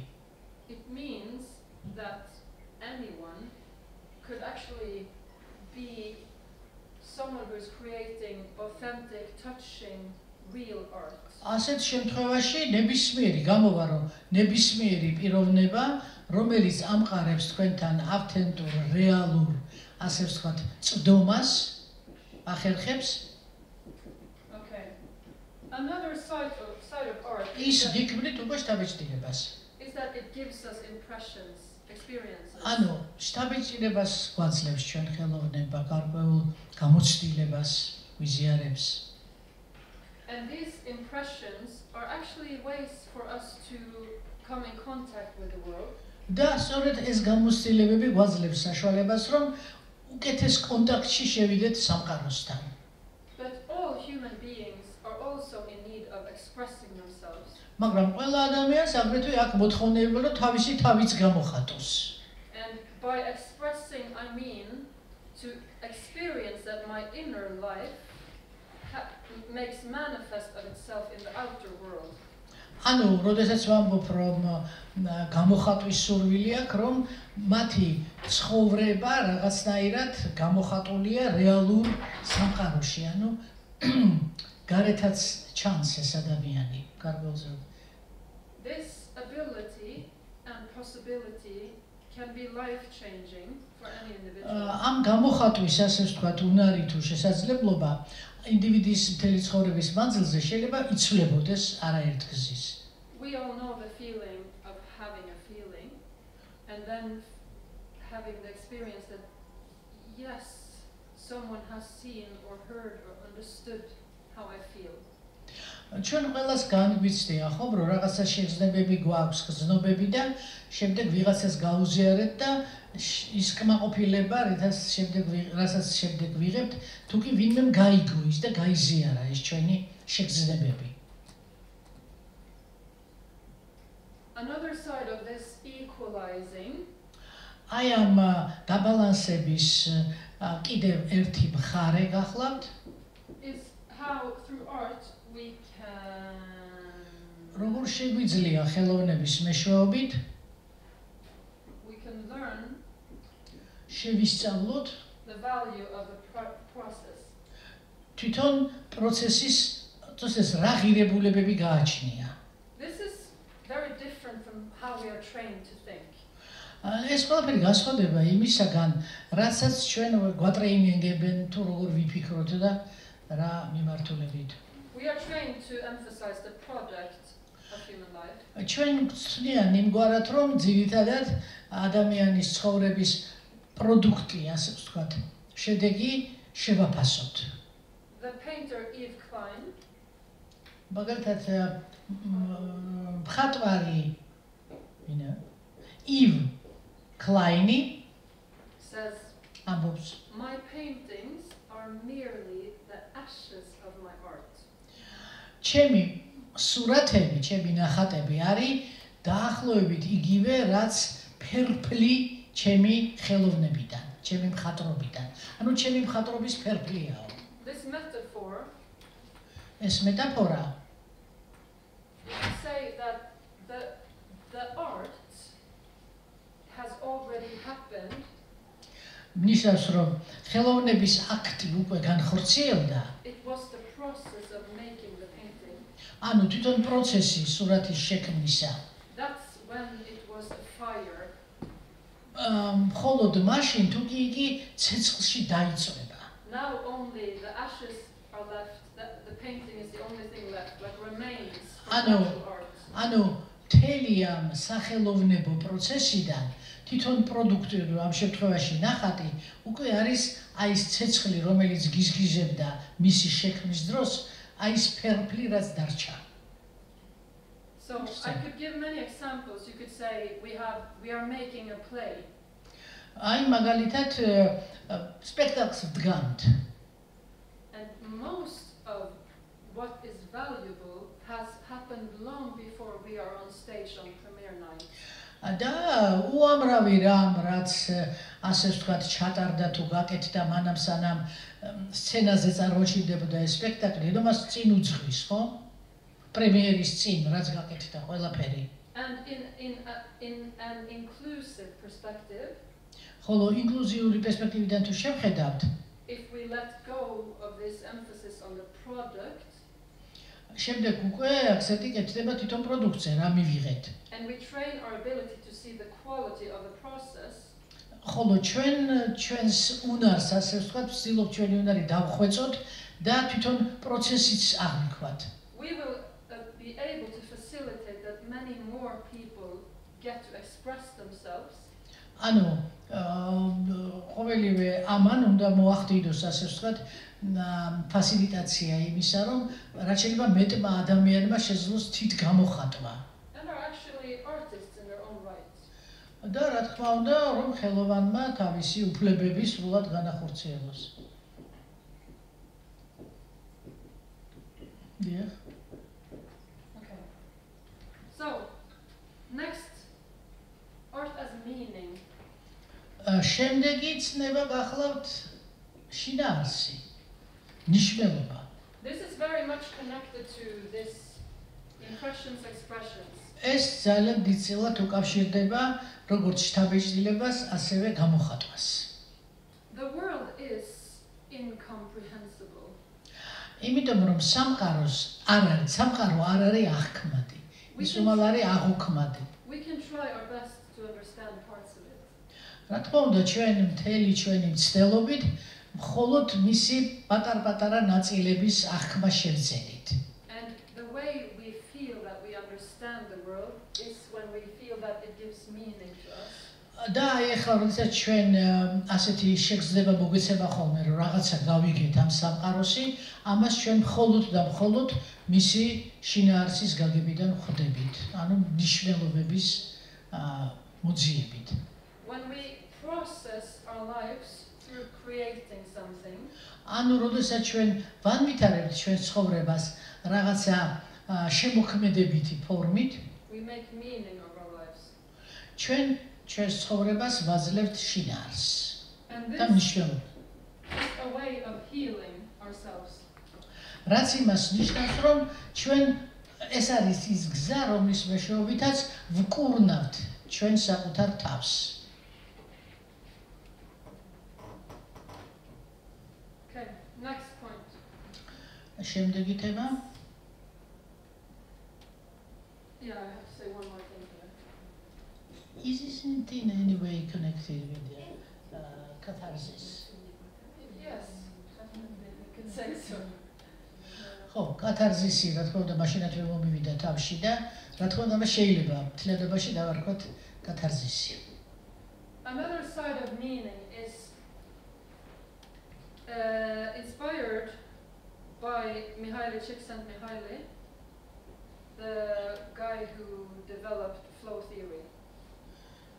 Where are the names so that I read It's it? impossible to spell. Mihaly, Csikszentmihalyi. I am გვარსახელის ადამიანი, რომელმაც what did he do? Flow theory. რაღაცა მოფარფატე თუ მოფრიალი.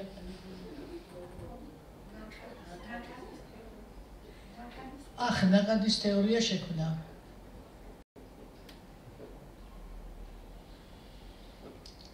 Flow.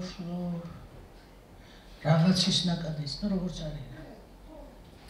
Flow theory is now globally, reckoned with. ანუ ნაკადის თეორია Psychological theory. უბალ ფსიქოლოგიური თეორია გახლავთ დღეს საკმაოდ გავრცელებული. Mihaly Csikszentmihalyi ეს მიხაილი ჩისეძვიც არის ავტორი. has asked thousands of participants in his research project. თავისი კვლევის მანძილზე ათასობით ასე ვთქვათ რესპონდენტი გამოკითხა. When do you feel good? How do you think why is a life good? აი როდესაც კარგად გრძნობთ თავს, აი რანაირად რის შედეგად გეძლევათ ეს კმაყოფილების შეგრძნება. What he discovered was that it could be so many different things or reasons why. მან აღმოაჩინა რომ იმდენი უამრავი მიზეზი აქვს ადამიანებს ამისა. But people felt good when they had experienced being in flow. მაგრამ მაინც დაასკვნა გამოიტანა საერთო რომ ადამიანები კარგად ყოფნის შეგრძნებას იძენენ მაშინ, როდესაც ისინი ნაკადში არიან მოთავსებული. This state of mind was characterized by losing sense of time and space. ეს შეიძლება დავახასიათოთ ისე რომ დაკარგულია ამ შემთხვევაში დროისა და სივრცის შეგრძნება. Self-forgetfulness. ანუ თვით დავიწყების, ასე ვთქვათ, თუ თავდავიწყების, ასე ვთქვათ, ეფექტია. Meaning lack of self-awareness. რაც იმას ნიშნავს საბოლოო ჯამში, რომ ეს არის თვით შეცნობის დაკლებობა. And the last thing, it had to be an autotelic activity. და ბოლო ეს უნდა იყოს ავტოთელური, autotelic meaning it automatically tells people something or this is just a term. Telia. ავტოთელური, ასე ვთქვათ, აქტივობასთან გვაქვს საქმე, ანუ ეს როგორც ყველა სხვა ბერძნული ტერმინია და ეხლა აგვიხსნის ჩვენი სტომარი. Telia means meaning. თელია არის მნიშვნელობა. Auto means in itself, like auto. ნუ ავტო ვიცით რაც არის ახლა, თავისთავადი რაღაც. The car, automobile, it moves by itself. ხო, ყველაფერი რაც თავისთავადად, ასე ვთქვათ, ან მოძრაობს, ან მოქმედებს თუ რასაც შვება. So the activity is meaningful in itself. ანუ თვითონ ქმედება თავის თავში, ასე ვთქვათ, გულისხმობს შინაარს. Meaning, ნიშნულობას. you cannot have instrumental approach. მაგრამ ეს ნიშნულობა არ არის ინსტრუმენტალური მიდგომა. That it's really important to say that it's not like it can't lead to anything good. ანუ თავისთავად ახლა ის ვერ წამოღავს რაღაც აუცილებლად კარგისკენ. But you have to have an experience of what I'm doing right now is meaningful in itself. მაგრამ აი ეს ავტოტელური ნიშნავს რომ ის რაც არის კარგი, ის ნიშნულობის ფონია აი ახლა ამ წუთას. So, to have an experience of being in flow, ანუ გამოცდილება იმისა, რომ აი ნაკადში იმყოფებით, you can have this by being in a creative process because it is meaningful. ნიშნავს რომ იყოთ შემოქმედებით პროცესში, იმიტომ რომ ის ავტომატურად უკვე ნიშნულობის მქონეა. It is not for the sake of something else producing something. იმიტომ კი არა რომ რაღაცა კიდე იქიდან წარმოიქმნას და შეიქმნას. And in this state of mind, you will often forget yourself or not be self-aware. იმიტომ რომ აი ესეთი ნაკადში თუ ხართ, ყოველთვის არ თქვენ ძირითადად ყოველ თქვენ თავში ხართ შეღმავებული და არ არის აუცილებელი რომ საერთოდ And this sense of time and space will also immerse. ხო, ესე იგი და დროისა და სიცის შეგნებაც ფაქტიურად არის ძალიან გაფანტული ამ შემთხვევაში. თქვენი საკუთარი თავიდან ამოდიხართ. Next point. და შემდეგი თემა. Oh, okay. I will come to an ending.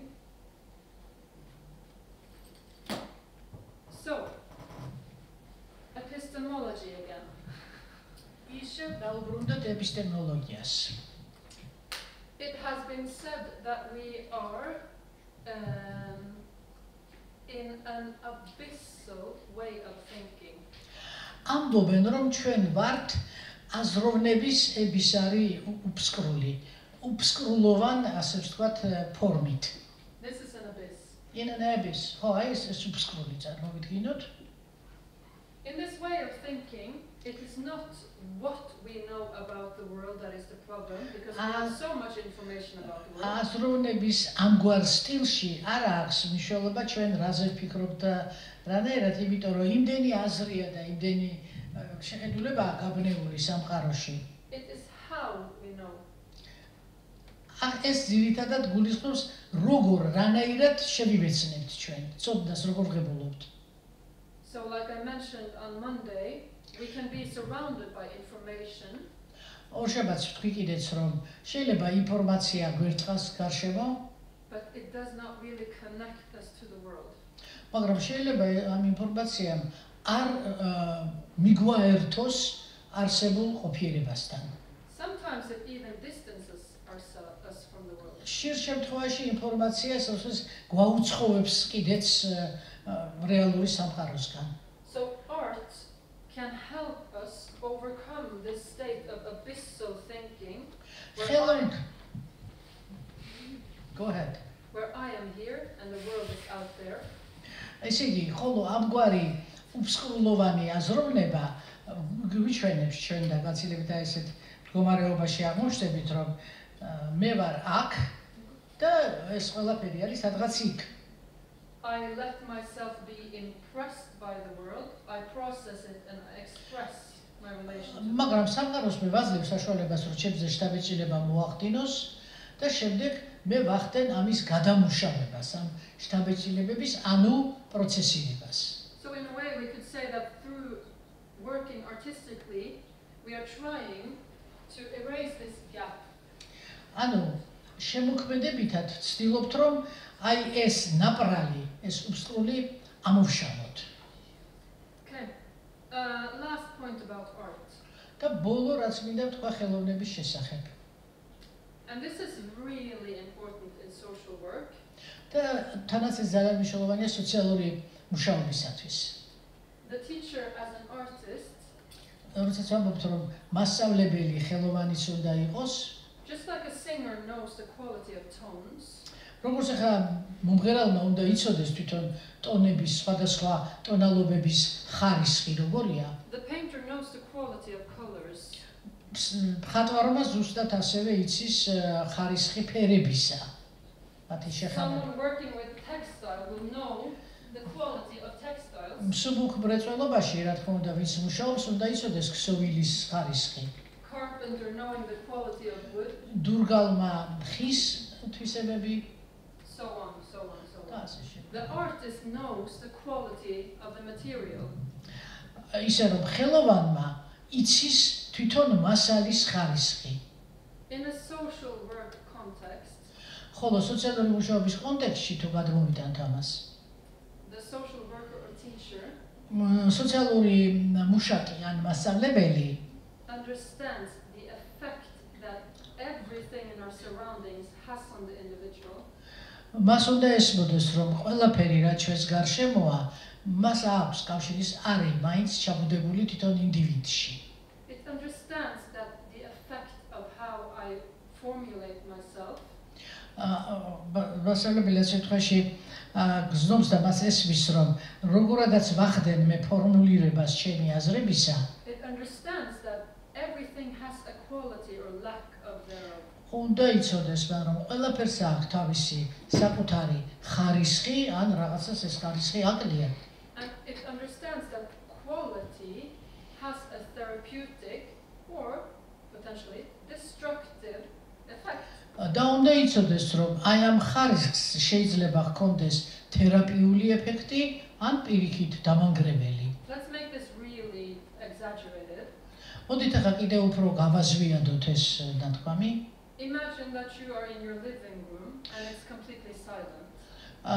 დავუშვათ ხართ თქვენს ოთახში, საცხოვრებელ ოთახში და სიჩუმეა სრული.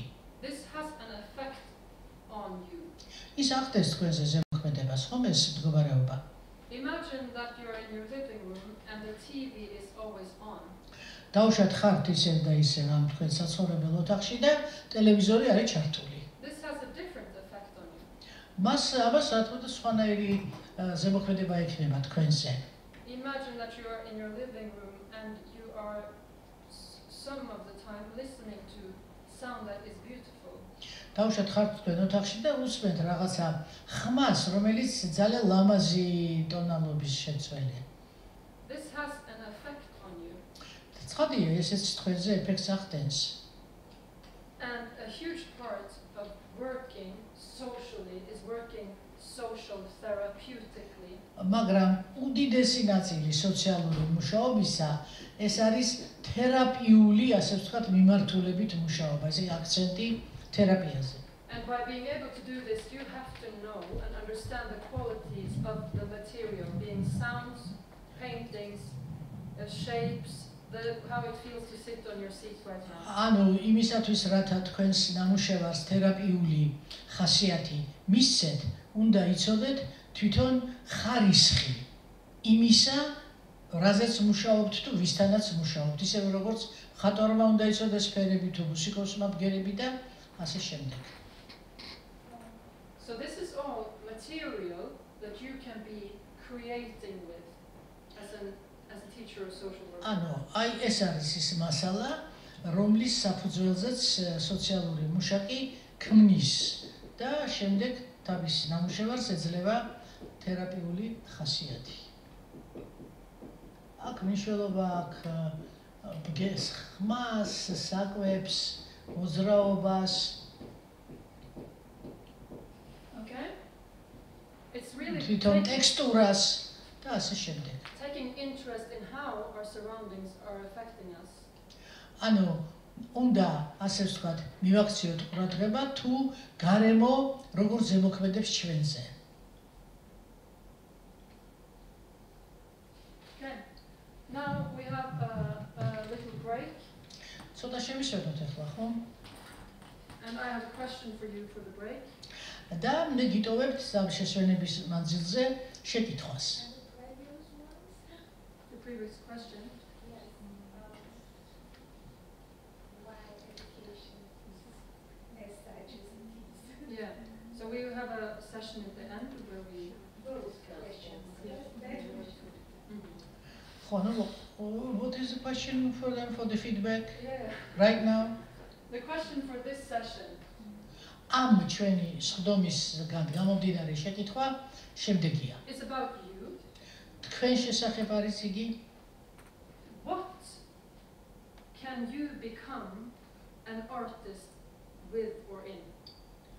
ანუ როგორები იქნებოდით თქვენ, თუ კი თქვენში დიდწილად იქნებოდა ჩასახლებული ხელოვანი? If you accept my hypothesis, ჩემ ჰიპოთეზას თუ მიიღებთ, you are working as an artist when you are working with people.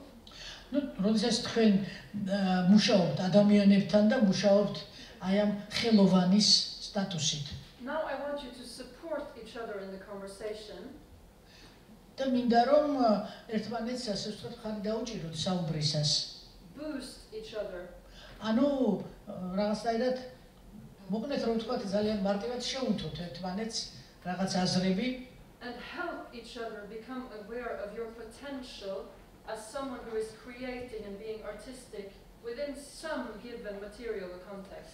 ხო, და ერთმანეთს ისეთი რაღაცა საუბარი ისე წარმართოთ, რომ შეეძლოს ყველას ილაპარაკოს იმ მასალაზე, იმ სხვადასხვა კონტექსტში, რომელშიც მათ უწევთ მუშაობა და აი იმის გათვალისწინებით თუ აი ეს როგორ იყენებენ იგივე ეს ხმებია თუ საკვები თუ სხვადასხვა კომპონენტის შედეგად როგორ შევეჭილებას იქმნიან.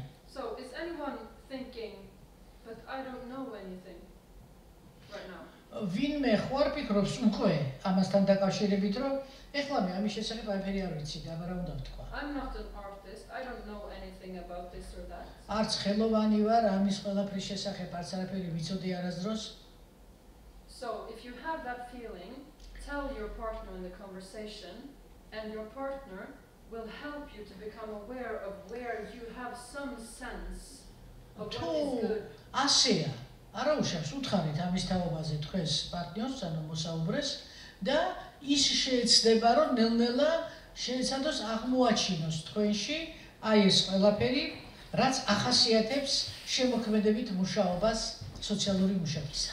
It can be how you decorate your living room. ეს შეიძლება იყოს აი როგორ რთავთ, მორთავთ თქვენს ოთახს, საცხოვრებელ ოთახს. It can be your handshake. შეიძლება აი როგორ გაქვთ რამანერა გაქვთ ხელის ჩამორთმევის. It can be that you like to go to the gym. ან თქვენ უფრო ფიზკულტურა გიტაცებთ და გიყვართ სავარჯიშო დარბაზში სიარული. It can be that you're really good at giving massages. ან შეიძლება მასაჟისტი ტობა გიტაცებთ. It can be that you're really good at having a conversation where the other person feels that you're listening. ან სიამოვნებს განჭირთ ის, რომ აი ვიღაცას ელაპარაკებით და გრძნობთ, რომ ის ადამიანი ყურადღებით გისმენთ. It can be that you like to paint, draw, ან think. ხატავთ, ბერით თუ უკრავთ რაღაცა ინსტრუმენტზე და ეს მოგწონთ. So, discover your talent ანუ თქვენი ტალანტი შეეცადეთ, რომ გამოჩხრიკოთ რა and გაქვთ. have a brainstorm about how you want to take this into your work as a social worker or teacher. და შემდეგ აქედან გამომდინარე იკამათეთ და იმჟელეთ, თუ აი ეს თქვენი მოცემულობა როგორ შეიძლება ჩააქსოვოთ თქვენს მუშაობაში, როგორც სოციალური მუშაკებისა. ეს ეხება ჩვენს ურთიერთობას შეზღუდული უნარების მქონე ადამიანებთან. Our identities, our egos, მათ იდენტურობაზე, მათ ეგოს ეხება აგრეთვე. So I will give, a short lecture now, and then we will share some reflections from the two questions you've been asked. ლექციას წარმოგიდგენთ და შემდეგ უკვე დავბრუნდებით იმ ორ შეკითხვას, რომელიც დაგისვით. This phrase has been used by many marginalized groups. აი ამ ფრაზას ხშირად ხმარობს ბევრი მარგინალიზებული ჯგუფი. Nothing about us without us. არაფერი არ გააკეთოთ ჩვენს შესახებ, ჩვენს გარეშე. Which we are failing at this very moment. მაგრამ დღემდე ჩვენ ვერ ვუსრულებთ მათ ამ ასე ვთქვათ მოწოდებას. You could argue that the entire lecture is consolidating the idea that there is an us and a them.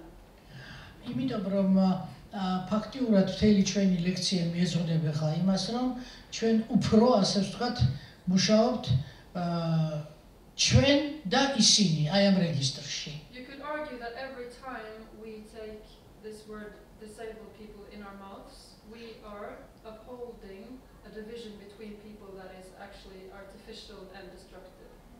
როგორც კი ჩვენ აი ამ ტერმინს წარმოვთქვამთ, რაც არის შეზღუდული უნარების მქონე ადამიანი, ეს უკვე ნიშნავს, რომ ჩვენ უფრო ვართ შემოქმედებითი ადამიანები, როგორც ყალგამყოფს ვქმნით ჩვენსა და მათ შორის, რომ ჩვენ უფრო ვართ შემოქმედებითი ადამიანები და ისინი არიან უფრო დესტრუქციული ფორმის. You are all in your 20s. თქვენ ყველა რაღაცა 20-იანი წლების ასაკის ხართ, ხო? More or less. მეტნაკლებად. უფრო ახალგაზრდები ხართ? აჰა. So, imagine that there was a lecture somewhere right now წარმოიდგინეთ, რომ სადაც ლექცია მიმდინარეობს კიდევ talking about you, და თქვენზე საუბრობენ. giving different banalities and characteristics about your behavior. ნუ სხვადასხვა ბანალურ რაღაცებს ამბობენ და რაღაცნაირად ახასიათებენ თქვენს ქცევას, თქვენს გარეშე, თქვენი ხარხად. Describing things that are seen as typical things of you to do. და აღწერენ ტიპიურად ასე ვთქვათ ისეთ რაღაცებს, რაც შეიძლება გახასიათებდეთ თქვენი ასაკის ასე ვთქვათ ადამიანებს. Talking about everything that you are not successful at. და ყველაფერზე ლაპარაკობენ იმაზე, რასაც თქვენ პრინციპში წარმატებები არც კი მიგიღწევიათ. Creating different models and theories about your lack of success in society. და შემდეგ უამრავ მოდელსა და თეორიას ქმნიან იმის თაობაზე თუ რატომ ვერ განიცდით საკმარის წარმატებას. How would that feel? და რაღაც შეძიდადგებით ასეთ შემთხვევაში. What would you tell the people who are present at this lecture about you? რას ეთყოდით იმ ადამიანებს, რომლებიც ესწრებიან ასამბარ ლექციას, მაგრამ თქვენ გარეშე, მაშინ როდესაც თქვენზე მიდის ლაპარაკი. What would you tell them? რას ეთყოდით? You're judging us unfair. Shut up. You are judging me. Yeah, you are judging us. Yeah? In an unfair way. In an unfair way. ვეთყოდით, რომ თქვენ ვჯელობთ ჩვენზე უსამართლოდ. Why? They have seen you behave. Because we have the like all new years. რატომ ხო ნახეს თქვენი ქცევა, მაგრამ მე ვჯელობენ ამაზე უთხრენ. About us. So they know too little about you. Yeah. ნუ იმიტომ არ დავეთანხმებით, რომ არ იციან ჩვენს შესახებ ბევრი არაფერი. What else would you tell them? კიდე რას ეთყოდით? Tu თავის საჭიროებად მოგებიან მაშინ ეს არის მაგაზრს და შემდეგ თუ ისე იდეის ხოთენ მაშინ თუგარკავებიან თავის საჭიროებად If they are confident about us, then they maybe would have some really right to speak about us. But if I were present at that judgment or whatever conversation about us, and if I would be convinced that they are saying the truth, in that case I would be convinced that they are saying right things. If you were Or present. not. ხო, რომ ესწრებოდეთ, მაშინ დაეთანხმებოდით. თუ კი ისეთ რაღაცას იტყოდნენ, რაც Good. თქვენთან ახლოსა. What else would you say? ხმამაღლა თუ შეიძლება. I would say that I'm not a slave, really. I'm a free person, and I need to be asked when someone is trying to speak about me. They need to know my own idea. Good. Anything else? Baba ისე ვაკეთ რა ხდება?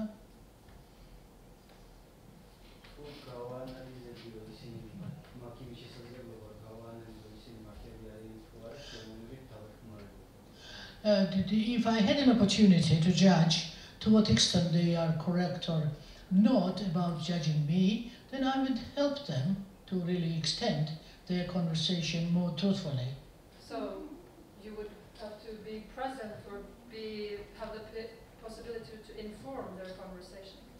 ამ უნდა იქ იყოთ, ან ინფორმაცია უნდა გქონდეთ სრული რა ილაპარაკეს თქვენზე, რომ მე დავუშვათ ან შეუსწოროთ ან რაღაც ან იმჯელოთ ამაზე.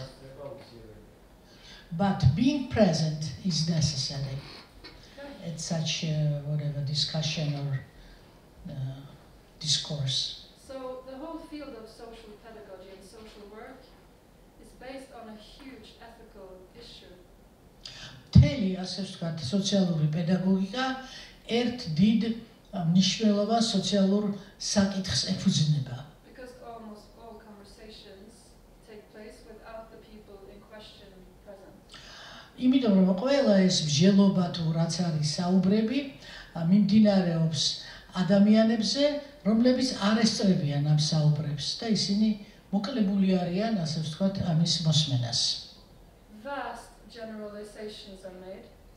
და სწორედ ამგვარად ხდება ხოლმე შემდეგ განზოგადოებები. And you could say that we are trained in objectifying the people we are supposed to work with. და შემდეგ უკვე ჩვენ ობიექტივაციას ვახდენთ იმ ადამიანების, რომელთანაც უნდა ვიმუშაოთ და როდესაც ეს ჩვენი მოვალეობაა, რომ მათთან ვიმუშაოთ. So the opposite of viewing regarding someone as a subject. ანუ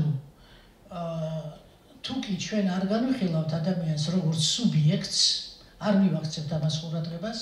So your challenge ასეთ შემთხვევაში თქვენი გამოწვევა is to make the field of social pedagogy a subjectifying field. იქნება ის, რომ სოციალური პედაგოგიკა ობიექტივაციის მაგიერ სუბიექტივაზიას ასე ვთქვათ რეგისტრში გადავიყვანოთ, ანუ უფრო პიროვნული გავხადოთ. ვიდრე განზოგადოებული. A subject is the one who acts. იმიტომ რომ სუბიექტი არის ის, ვინც მოქმედებს. Is not acted with. და არა ის, ვიზეც ახდენენ მოქმედებას, ვიზეც ცელდება მოქმედება. A subject has feelings and experiences. სუბიექტს აქვს თავის შეგრძნებები, გამოცდილება. In their own right. თავისებურად თითოეულს ჩვენთანაც. We have a huge problem because this is the whole foundation of social work, social pedagogy, sociology is based on this format that we are doing right now. მაგრამ პრობლემა იმაში მდგომარეობს, რომ მთელი სოციოლოგია, მთელი პედაგოგიკა ადამიანზე მსჯელობას ახდენენ, აი ისე როგორც ახლა ჩვენ ვაკეთებთ. ანუ we are consolidating differences or სხვადასხვა განსხვავებების კონსოლიდაციას ვახდენთ თავმოყრას და განზოგადოებას. Difficult. ანუ რთულია, ხომ, ეს ყველაფერი. So there can be an ethical conversation about you, but something needs to be in order, you said. შეიძლება რაღაცა ეთიკური საუბარი წარიმართოს თქვენ შესახებ, მაგრამ როგორც თქვენ თქვით, ამას რაღაცა ფორმა უნდა მიეცეს, წესრიგი უნდა იქნას ამაში შეტანილი. So we need to figure out how we do that. მაგრამ ეხლა მნიშვნელოვანია რომ როგორ გავაკეთოთ ეს. Okay, next part even more difficult. შემდეგი ნაწილი გაცილებით უფრო რთული. About us as professionals. ჩვენ შესახებ, როგორც პროფესიონალების შესახებ. A very challenging side of being someone who is in a way working to support someone else. ყველაზე დიდი გამოწვევა იმ შემთხვევაში თუ კი ვიღაცა გადაწყვეტს რომ ვიღაცა სხვას მხარი დაუჭიროს ან დაეხმაროს. Is that this very quickly becomes a part of your identity. შემდეგ ეს ძალიან სწრაფად უკვე ხდება, ეს ხდება თქვენი იდენტურობის ნაწილი. I'm not saying that this is the case with you. ახლა მე არ ვამბობ რომ მაინც თქვენ გეხებათ ეს. But very often this field attracts people who are actually a bit out of balance. მაგრამ როგორ ძალიან ხშირად ეს სფერო იზიდავს იმ ადამიანებს, რომლებიც თვითონ რაღაცა წონასწორობიდან არიან გამოსული. Because it's nice to be around someone who is even in a worse state than you are. იმიტომ რომ ხალხს სიამოვნებს ხშირ შემთხვევაში რომ იყოს ისეთი ადამიანების ჯგუფში და მათთან ასოცირებული, რომლებიც გაცილებით მეტი პრობლემებით არიან დატვირთული. I know it's provocative, but ცოტა პროვოკაციული დათქვამი კია, მაგრამ unfortunately it is the case in many, institutions and living facilities. სამწუხაროდ სწორედ ასე ხდება ხოლმე მრავალ ინსტიტუციებში, ალბათ გულისხმობს თავშესაფარს და საერთოდ კომპაქტურად როდესაც არიან ასეთი ადამიანები განთავსებული, აი ამ ადგილებში ასეთი ხალხი მითი სამუშაოთ. And of course this is not the rule. ახლა ეს არ არის აბსოლუტური წესი, რა თქმა უნდა. But we have to know about this. მაგრამ ეს უნდა ვიცოდეთ. So, anyway, this is a challenge that the most brilliant social worker will face, not just the bad ones. Everyone will face this challenge. მაგრამ შემდეგი, ასე ვთქვათ, პრობლემა, რომლის წინაშე შეიძლება ნებისმიერი სოციალური მუშაკი დადგეს, არ აქვს მნიშვნელობა ის კარგია, ცუდია, რა მოტივით მუშაობს სისტემაში. Because it feels really good to help other people. მათ სიამოვნებას ანიჭებს ის, რომ სხვებს ეხმარებიან. It feels good to be needed.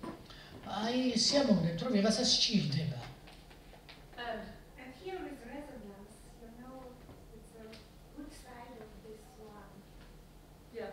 To have resonance with these people, you have some amount of this. ხო, აქ ლაპარაკია იმაზე, რომ აი ამ კეთილძანყრობის გაზიარება სხვა ადამიანებთან რეზონანსულია, იმიტომ რომ ისინიც მათგანაც იღებთ რაღაც კეთილ იმპულსებს. The issue when you are becoming addicted of being needed. მაგრამ პრობლემა, როდესაც თქვენ მაინც შეპყრობილი ხართ იმ აზრით, რომ აი ეს გავიჭერთ ხოლმე კმაყოფილებას, რომ ვიღაცას სჭირდებით. Is that you are at risk of helping someone to helplessness. შეიძლება პირდაპირ ამბობს ჩვენებურად უფრო გასაგებია, რომ დათვური სამსახური გაუწიოთ იმას, ვინც დახმარებას საჭიროებს. ამიტომ ზედმეტად იმდენად დაეხმაროთ, რომ ის სრულიად უმწეო გახადოთ. მაგერ გააკეთოთ ყველაფერი. When in fact your task is to make yourself redundant. მაგრამ მეორესთვის თქვენი რეალური ამოცანა არის, რომ რაც შეიძლება მეტად გამორისხოთ თქვენი თავი ამ ბზრუნველობიდან. This can be painful because when you have succeeded as a social pedagogue, you're not needed anymore. იმიტომ რომ თუ წარმატებული სოციალური პედაგოგი ხართ, ეს იმას ისევ საჭირო აღარ ახართ. And in most cases, ანუ უკვე მიაღწიეთ წარმატებას. in most cases it won't be like, so I have succeeded, goodbye. ესე კი არა, რომ всё მე მივაღწიეთ წარმატებას და კარგად იყავით. It will be in different micro parts of life. Yes, now this person can do this alone. მაგრამ მიკროფორმით შეიძლება ეს მაინც გამოვლინდეს, რომ აი ამ ადამიანს უკვე დავეხმარე, ვასწავლე რაღაც და უკვე ამ ასპექტში მე აღარ მჭირდები. Now this person can make that choice by him or herself. ახლა ამ პიროვნებას უკვე თვითონ შეუძლია არჩევანი გააკეთოს. Next time a question is asked, this person can answer by themselves. I don't have to be, you know. ამის შემდეგ მე ხარ რაღაცა გარკვეულ შეკითხვებს აღარ დაუსმევ ამ ადამიანებს, რომ თვითონ უკვე იციან პასუხები. So a very important side of being a helper, being someone that wants to be, you know, helping another person. ანუ დამხმარის ძირითადი პრობლემა ან იმ ადამიანის, რომელსაც სურვილი აქვს, რომ ვიღაცას დაეხმაროს, is that this relation must never become static. ეს ურთიერთობა ნებისმიერ შემთხვევაში არასოდეს არ უნდა გახდეს მხოლოდ სტატიკური. So what I was helping you with yesterday might not be something that I needed to do today. დაუშვათ გუში რაღაცაში გეხმარებოდი, გაგაკეთებინე, მაგრამ შეიძლება ეს რაღაცა მეორე დღეს საერთოდ აღარ დაგჭირდეს არასდროს. So I'm working to make myself redundant. ანუ ამით მე ჩემ თავს თვითონვე ასე ვთქვათ რო განთავისუფლება ხოლმე სამსახური და რა ქვია ამ სიტყვას ახლა გამორჩა. ნუ მოკლედ ზედმეტს ვხდი. The extreme side of this that most of us don't end up, but maybe experience in a colleague or in a phase of our own lives. და კიდევ ყველაზე ექსტრემალური გამოვლენებაც არსებობს ყოველივე ამისა. შეიძლება ჩვენ ვერც გამოგვიცდიან მთელი ცხოვრების მანძილზე, მაგრამ ვიღაცამ გამოსცა და კოლეგისგან გავიგეთ. Is the savior complex. ეს არის გადამრჩენელის კომპლექსი. ნუ savior არის ქრისტეს ასე ვთქვათ სახელი. And often this is you know the more extreme the need of help is, როდესაც ძალიან ექსტრემალური ტიპის დახმარება არის საჭირო, the more it can evoke this savior complex. უფრო მეტად ასე ვთქვათ ზედს სოციალურ მუშაკს აი ამ გადამრჩენელის კომპლექსს. I remember this from being younger as a social pedagogue. როცა ახალგაზრდა ვიყავი და სოციალურ პედაგოგად მუშაობდი, and I did not work with disabled people but with adolescents with severe social and emotional issues. მე ძირითადად ახლა ამ ნაკლოვანებების მქონე ადამიანებთან კი არ მუშაობდი. შეშემოჯობია, ხო, ხალხთან კი არ მუშაობდი, არამედ უფრო ემოციურად არამდგრად ადამიანებთან და ესეთ მღელვარე ტიპებთან. ფსიქიკური ზარშელობის სხვა არ მქონე პიროვნებებთან. Often also illegal substances. ხანდახან მათ რაღაცა კრიმინალური ასე ვთქვათ ისიც ჰქონდათ ისტორიები ჩადენილი. I remember that the drama attracted me. მე მახსოვს რომ ერთ-ერთმა დრამამ მიიღო მიიქცია ჩემი ყურადღება. Drama or trauma? Drama. The side of me that stops when I see a tabloid newspaper. რაღაცა ტაბლოიდურ ასე ვთქვათ გაზეთში მე მოვიკითხე. I want to see the looker. Wait a minute. So you read something in a tabloid? No, the part of us that are attracted to tabloid press. ანუ ჩვენ როდესაც დავინტერესდებით ხოლმე ტაბლოიდური პრესით Oh, did a celebrity really do this? Wow. და ვიღაცა ძალიან ცნობილი ადამიანი რაღაცას ჩაიდენს ხო ტაბლოიდებში ზირთადად ეს შეხდება. ვამბობ რომ ვა ეს რა მომხდარა. I remember one night a girl that I've been working with closely for years. მე მახსოვს რომ ერთ ღამეს ერთ გოგონასთან მუშაობდი მე წლების მანძილზე საკმაოდ ახლო კონტაქტში. Called me when she had overdosed. დამირეკა, იმიტომ რომ გადაჭარბებული დოზით მიიღო ნარკოტიკი. I remember the feeling of feeling really important. და მე უცებ ვიგრძენი რომ ძალიან მნიშვნელოვანი ვარ ამ გოგონასთვის იმ მომენტში. And of course it was an extreme situation, strong feelings. ნუ ახლა ექსტრემალური სიტუაცია იყო და შესაბამისად საკმაოდ ძლიერი შეგრძნებები გამოიწვია ჩემში. Nothing wrong about that. ახლა ამას არ აუშავს, ეს ახლა ბუნებრივია ეს აღოლმე. But we must be really aware of when that is something we seek or maybe on a subconscious level would like to be the case. მაგრამ შეიძლება თუნდაც არაცნობიერ დონეზე ხანდახან გულის სიღრმეში, როდესაც ჩვენ ასეთ მძიმე სიტუაციაში ვინმეს დავეხმარებით, შეიძლება ჩვენი თავი მოგვეწონოს თავად და რაღაცნაირად მოგვეწონოს კიდეც რომ აი აღმოჩნდით რაღაც ექსტრემალური დახმარების პროცესში. This often takes shape as gossip in the social life between colleagues or between someone and a friend. შემდეგ ეს ხდება ხოლმე გარკვეული ჭორაობის საფუძველი კოლეგებს შორის ან მეგობრებთან. You won't believe what happened last night. ვერ წარმოვიდგენთ რა მოხდა წუხელის. My pupil called me and she ესე მოწაფებ დამირეკა, დავეხმარე, ხდებოდა. Don't tell anyone, but she had overdosed. ახლა მაინც არ გაახმოვანოთ, მაგრამ ნარკოტიკისგან მოხდა ეს ამბავი. I know, it's provocative, but it's definitely a huge side of this field. ნუ ახლა ცოტა პროვოკაციული თემაა, მაგრამ წარმოიდგინეთ, რომ ჩვენი სფეროს არც თუ ისე მცირე მონაკვეთს მოიცავს. Last part of this lecture, ableism. და ბოლო ნაწილი ამ ჩვენი ლექციისა ეს არის უნარიანობა. ახლა ეს არის ტერმინი აქ თვითონ შექმნილი, ან ვინმესგან აღებული, მაგრამ ასე ითარგმნება. ბადიში? ხო, არ ითარგმნება.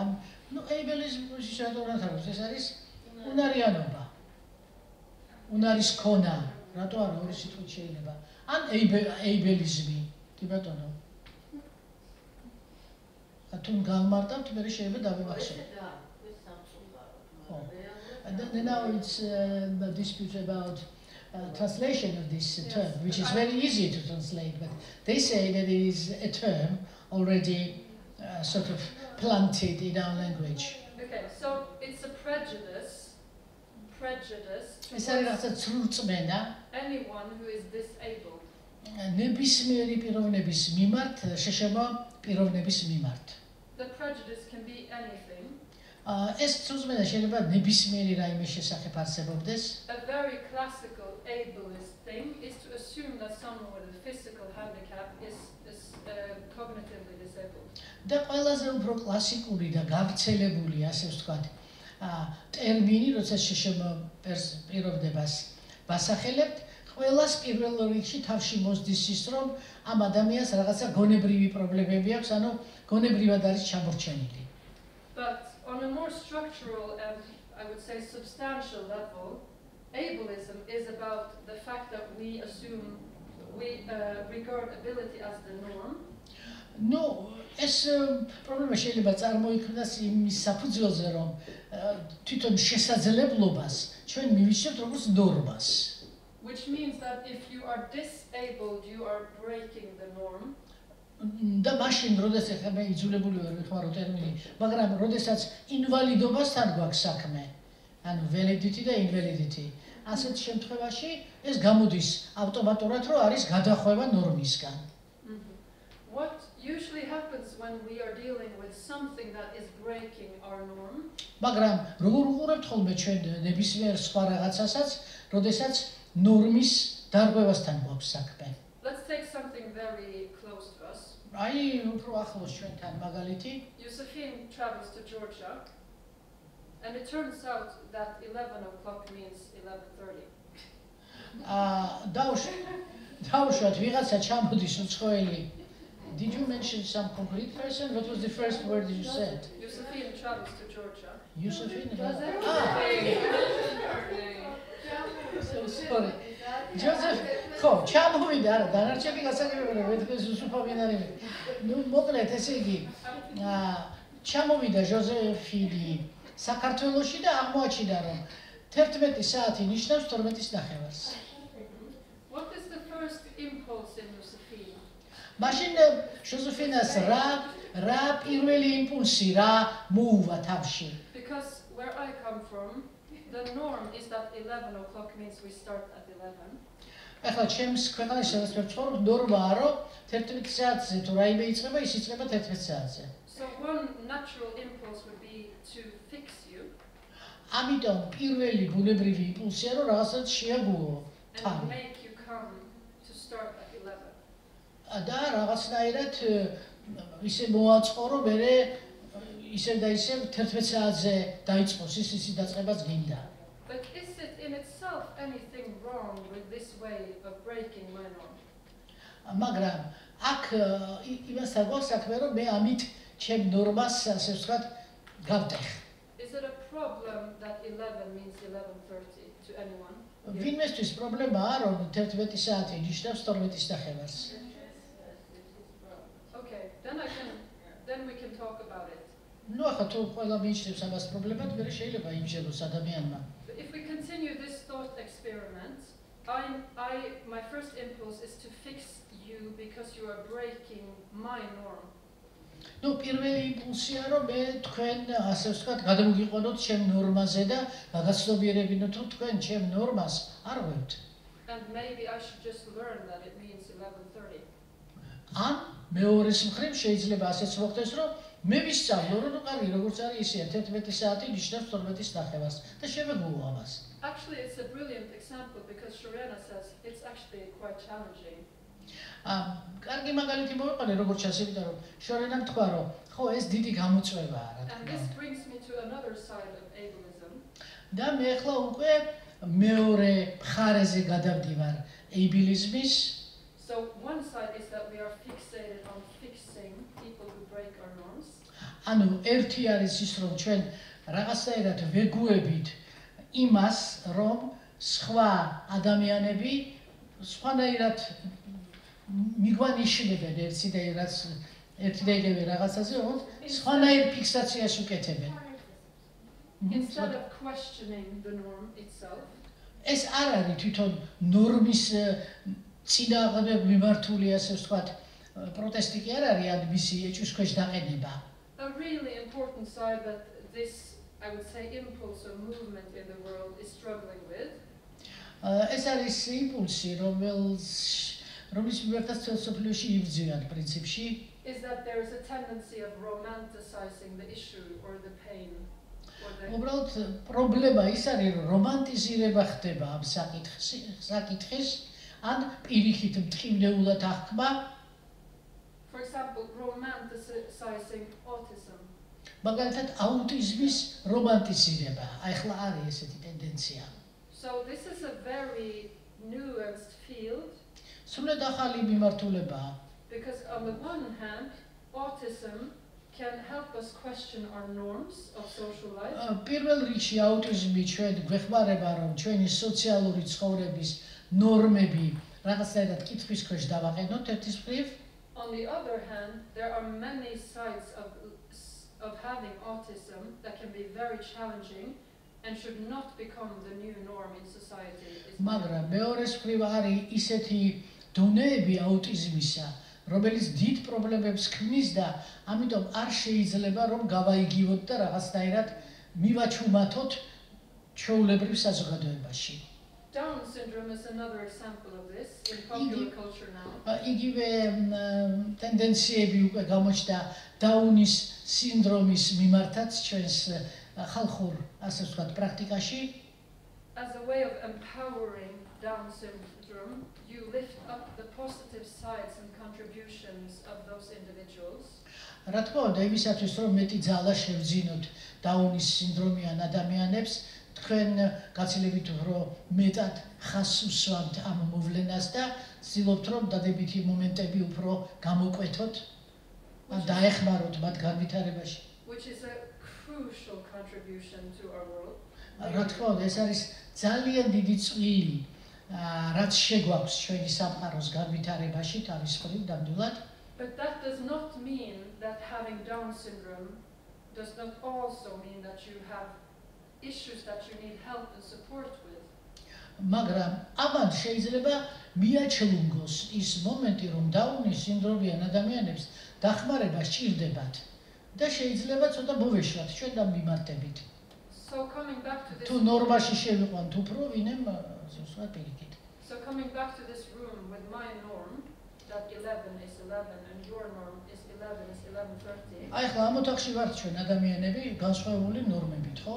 ჩემთვის 11:11-ია, თქვენთვის არის 11:12-ის ნახევარი. Maybe this is an opportunity for me to question my norm. შეიძლება მე შესაძლებლობას მაძლევს ეს მომენტი, რომ კითხვის ქვეშ დავაყენო ჩემი ნორმა, რომ ასე რომ თქვას, რატო არა? And maybe this is an opportunity for you to question your norm. ან შეიძლება თქვენ გეძლებათ შესაძლებლობა, რომ თქვენ თვითონ რაღაცნაირად ამ ნორმას უფრო კრიტიკულად გადახედოთ. If this can take place, თუ კი ეს მოხდება, in I would say a nuanced and respectful way, თუ ეს მოხდება უთერთპატივისცემის გზით, რაღაცა განახლების შემოტანის მიზნით, we will all progress. ყველა ჩვენ პროგრესს განვიცდით.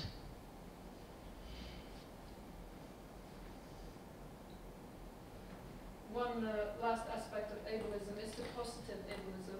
აბილიზმის ბოლო ასპექტი ეს არის პოზიტიური აბილიზმი. Positive ableism is praising or giving compliments for very basic things. ეს გახლავთ მუდამ კომპლიმენტების ასე ვთქვათ გამოთქმა ან შექება რაღაცეების. This is positive ableism. ეს არის პოზიტიური აბილიზმი, ვიღაცა აღფრთოვანებით ჩაგაშტერდებათ. Look at you sitting there listening to me. Very well done. აი რა კარგია რომ ზიხართ, მისმენთ. Yes, and you too. რა შესანიშნავ რაღაცას You're აკეთებთ. listening. თქვენც მისმენთ, კაცო, რა უცნაური ამბავია და ასე ვთქვათ, მინდა შეგაქოთ ამის გამო. This is also a very fine line because we all have to see the individual based from its own preconditions. ეს ძალიან მნიშვნელოვანია, იმიტომ რომ ჩვენ ინდივიდი უნდა დავინახოთ გარკვეული წინა პირობების გათვალისწინებით. So if I was aware that there was something in your life that made it very difficult for you to be present here, თუ კი მე ვიცი რომ რაღაცა ისეთი ცხოვრებისეული დაბრკოლება გაქვთ, რის გამოც ხელი გეშლებათ რომ აქ იყოთ ხოლმე, მესწრებოდეთ. it would be a good thing for me to acknowledge it. კარგი იქნებოდა რომ პირიქით ეს გამეცნობიერებინათ თქვენთვის თქვენთან ერთად. But at the same time, if it's really not an issue for you and I keep praising you or you, მაგრამ თუ კი არავითარი მიზეზი ამისი არ არსებობს და მე მაინც გაქებთ და გაქებთ და გაქებთ, I'm telling you that my expectations to you are really low. say it again because it's just too low. I was unable to hear. What did you say? My expectations to you are really low. ხო. აი ესეთი ძალიან მომღიბარი და ტკბილი სახით გეუბნებით, რომ მე უფრო მეც ველოდი შენგან, მაგრამ პრინციპში ნამდვილად გამიცროვდა იმედი. მაგრამ რაღაც ესეთი სახით გეუბნებით. Really, really low. ძალიან დადაბლდით ჩემ თვალში. მოხოთ მეგობრულად ასე ვთქვათ გეუბნებით. So in this work, to be able to see the journey that the person takes in its own life, ანუ ამ შემთხვევაში ის მოგზაურობა, რასაც მიყვება ადამიანი მთელი ცხოვრების მანძილზე, თავისი მოგზაურობა, but always work very dynamically and proactive with the greatest of ambitions or belief in potential. რა თქმა უნდა, ეს უნდა ერწყმუნდეს მის ამბიციებსაც და იმ პოტენციალსაც, რომელიც გააჩნია პიროვნებას ამ ამბიციების მისაღწევად. is the art of social pedagogy. ისევე როგორც ეს ხდება სოციალური პედაგოგიკის ხელოვნებაში. Okay, so we have ანუ 15 minutes now. 15 წუთი დაგვრჩა ახლა ისევ. Where I would like to hear your thoughts on the two questions.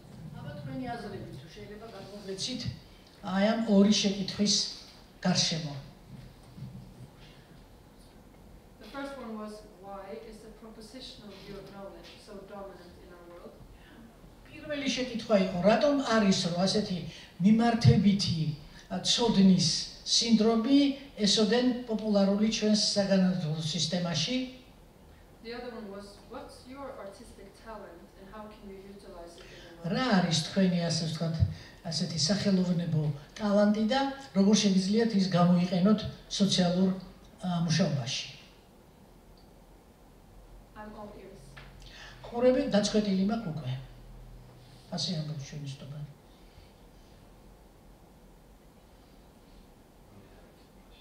Janet. ცოტა ხმა მაღლა. When everything became a norm, all that became a norm to my mind, it turned into a discipline.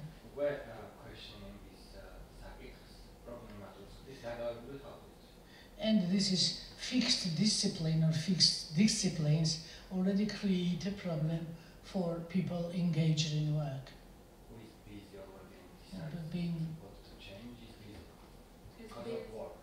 They are busy in regular work and they rather don't have quite enough time to think of changes or alterations in educational system because they are already busy with exercising whatever has existed through decades or centuries even.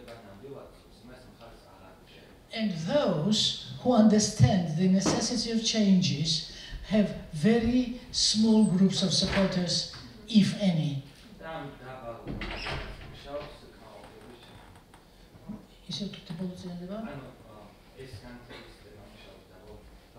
That's why the educational system still operates on a low level or just regular level. And this is quite satisfactory for the system so far. No room for innovations or very little enthusiastic to change anything. That was the core, idea of the answer. And the talent is just needed for idea generation, to generating ideas, and to make, breaking through the frames. Regular frames or established frames. Because everything is a meta, after all. Meta, yeah. Meta or substance, meta meaning substance. Yeah. Good, thank you. Next one. Not always possible to employ creativity in our work. That was the main, meaning. You described the education system that you have to participate in. The education system that you participate in is inhumane, but enough people are able to be successful in the system that we don't see the reason to change. თქვენ თქვით რომ ჩვენი საგანმანათლებლო სისტემა ერთი წუთით გაგზავნე. თქვენ თქვით რომ ჩვენი საგანმანათლებლო სისტემა არის არაჰუმანური, მაგრამ მეორეს მხრივ ჩვენ ყავს მშვენიერი პედაგოგები და ასეთი სისტემითაც კმაყოფილი ვართ და რეზულტატსაც ვიღებთ და ასეთ შემთხვევაში გაგზავნეთ თუ შეიძლება. Even if most of the people who are able to successfully get through it and make something of their lives after going through this education system, they suffered as well, but because they were able to get through it, they don't care anymore. ნუ შეიძლება ის ადამიანები, რომლებიც მიიღეს ცოდნა არსებული საგანმანათლებლო სისტემის ჩარჩოებში და წარმატებასაც მიაღწიეს და ამიტომ უკვე აღარც კი მიაჩნიათ საჭიროდ რომ ეს სისტემა ან ვერ იაზრებენ რომ ეს სისტემა ცუდია და საჭიროებს შეცვლას. ასეც ხდება. It's convenient. Mhm. It's very easy to have it. See, it's already done. Why change ხო, თუკი იგივე ასეც გვაწვდის ჩვენი სტუდენტი, რომ თუკი მიაღწიე მიზანს უკვე დაამთავრე, მე უკვე აღარ ფიქრობ იმაზე, რომ ეხლა შეცვალო, არ შეცვალო, აღარ საჭიროებს ეს. როგორც ჩვენი დავითი ამბობს. მაგრამ ეს კენწერო არ არსებობს ამაში ეთელობდურ. Brilliant system criticism. კი, შვენიერი კრიტიკა მომისმინეთ ჩვენ სისტემისა. And to the next question, because the best way to change something is through action. ხო, და გადავდივართ მეორე ნაწილზე ჩვენი შეკითხვის, უბრალოდ მეორე შეკითხვაზე. ყველაზე კარგი, ასე ვთქვათ, გზა იმისათვის რაღაც შევცვალოთ, უნდა ვიმოქმედოთ. So how will you act? აი, როგორ იმოქმედებდით? დაუშვათ თუ შეცვლაზე მიდგება საქმე. I would really like to hear. აი ეს ახლა ძალიან საინტერესო მომენტი მაინტერესებს მოვისმინოთ თქვენგან. უბრალოდ უნდა გქონდეთ გახსნილი გონება, ეგ არის და ეგ. Open-minded, yeah? And you said creative, okay? შემოქმედებითი. ახლა საქართველოში გონება მანამდე არ უჭირთ, მაგრამ მაინც არ ეცვლება ეგ.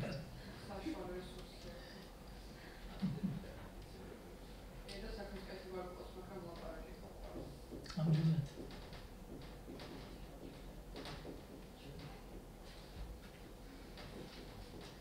ანუ ნიჩეზე ლაპარაკი ხო ტალანტზე. როდესაც გახსნილ გონებაზე ვსაუბრობთ, ну ეს კომპონენტი პირდაპირ So the გულისხმება. third one was the willingness to be challenged. Next one. ანუ ნების გამოვლინება. შემდეგი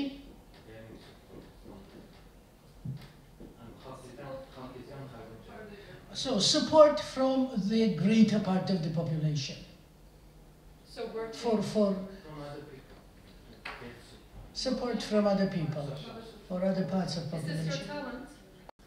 ეს თქვენი ნიჭია თუ რა? Yeah? Yeah? Activist.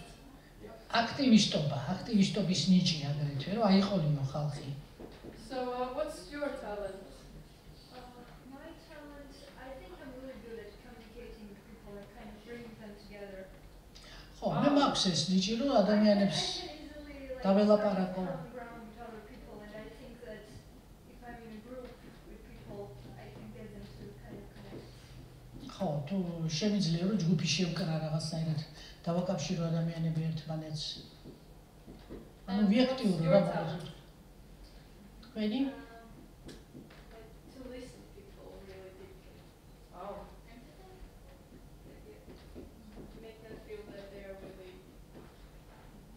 That they matter, really matter. their voice. And your talent? To share my experience and things. So you have some courage. Do you feel that you have courage? გამბედაობა?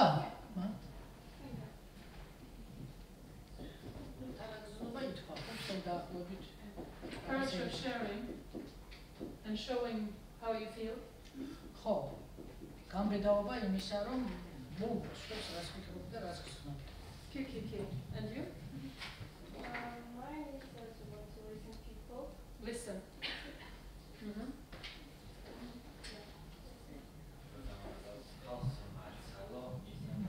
What's your talent? He wants to I add agree. something to whatever he said. It's Yeah. my To talent. give people opportunity to feel themselves individuals, to listen to them and really share their ideas, so that their ideas matter. To make them feel that their ideas matter.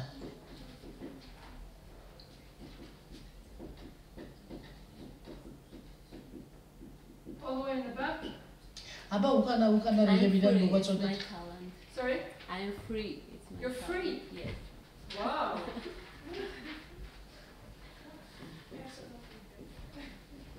You're free. In this country, You this is can do not a problem.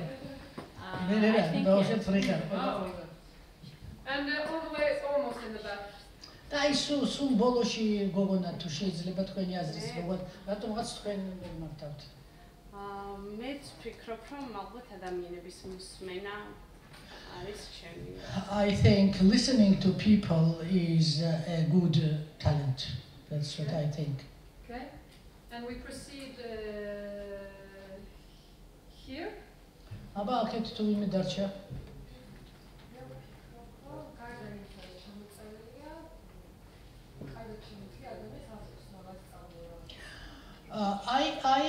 I can explain things to people well. Teacher. So that, teacher, yeah, teacher. You introduce people to ideas of the world. ანუ იდეები გიდათ ხოლმე რომ გააცნოთ ადამიანებს. Yes, also I can tell you. Good.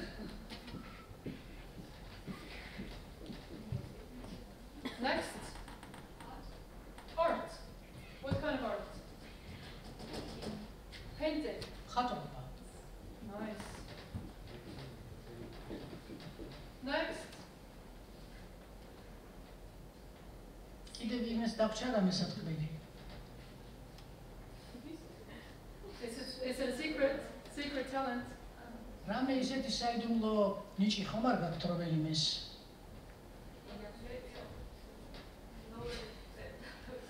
I myself, I write novels, if it is, if it matters at all. If it matters. No. ესე იგი, რა თქვენ ვიგაშენთ რომ მას არა აქვს დიდი მნიშვნელობა, ეს ძალიან მნიშვნელოვანია. წერლური ნიჭი. Meaning? Writing novels, she writes novels. Good. Or writing. You have put it down correctly. Who has not shared their talent? აბა თქვენ დარჩა ისეთი რომ არ მოგვაწოდა თავისი ნიჭის შესახებ ინფორმაცია. Okay. Any more talent? Yes.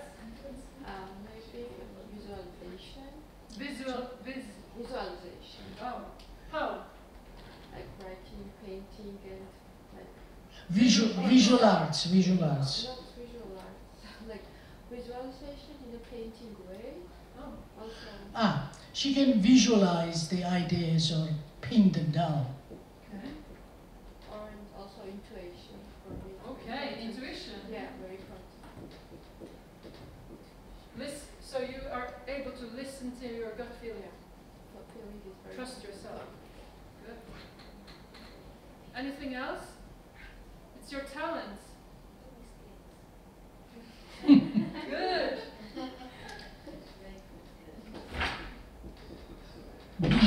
Being erroneous.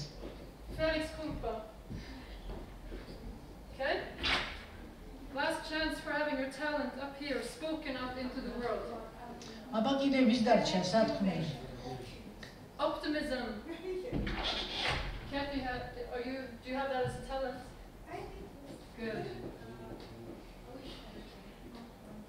კიდე გინდა თუ დავატო.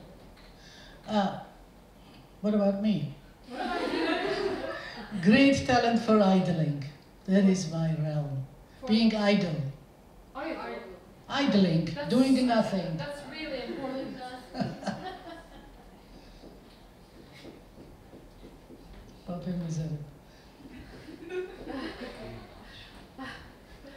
Our great translator just pointed out a very important aspect. წარმოიდგინეთ, რომ თარჯიმას რო ესეთი ასპექტი აქვს, რომ ყველაფერი ეზარება. And that is that we are human beings in a world where we are told that we are human doings.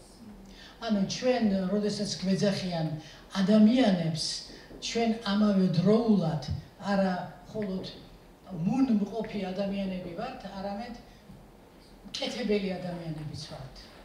ამას ქვია homo faber. So your ability is very important. For me, I would like to get rid of it, but it's too late. Now it's too late. So that concludes the session. Thank you. დავამთავრეთ ჩვენს დღევანდელ მუშაობას. დიდი მადლობა.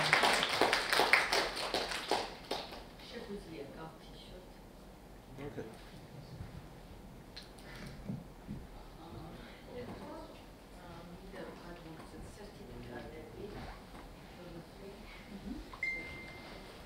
So I will, yeah, okay. And I will take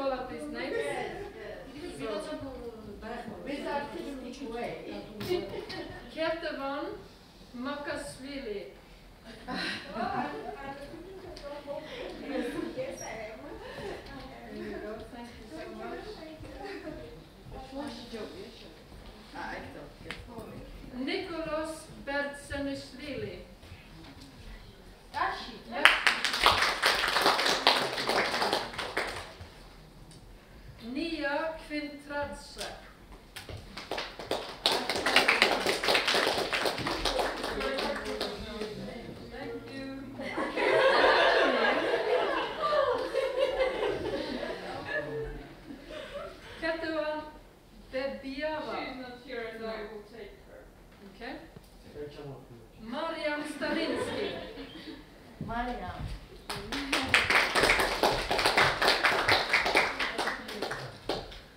Nicola. Another Nicolas. Another one. Are your names identical?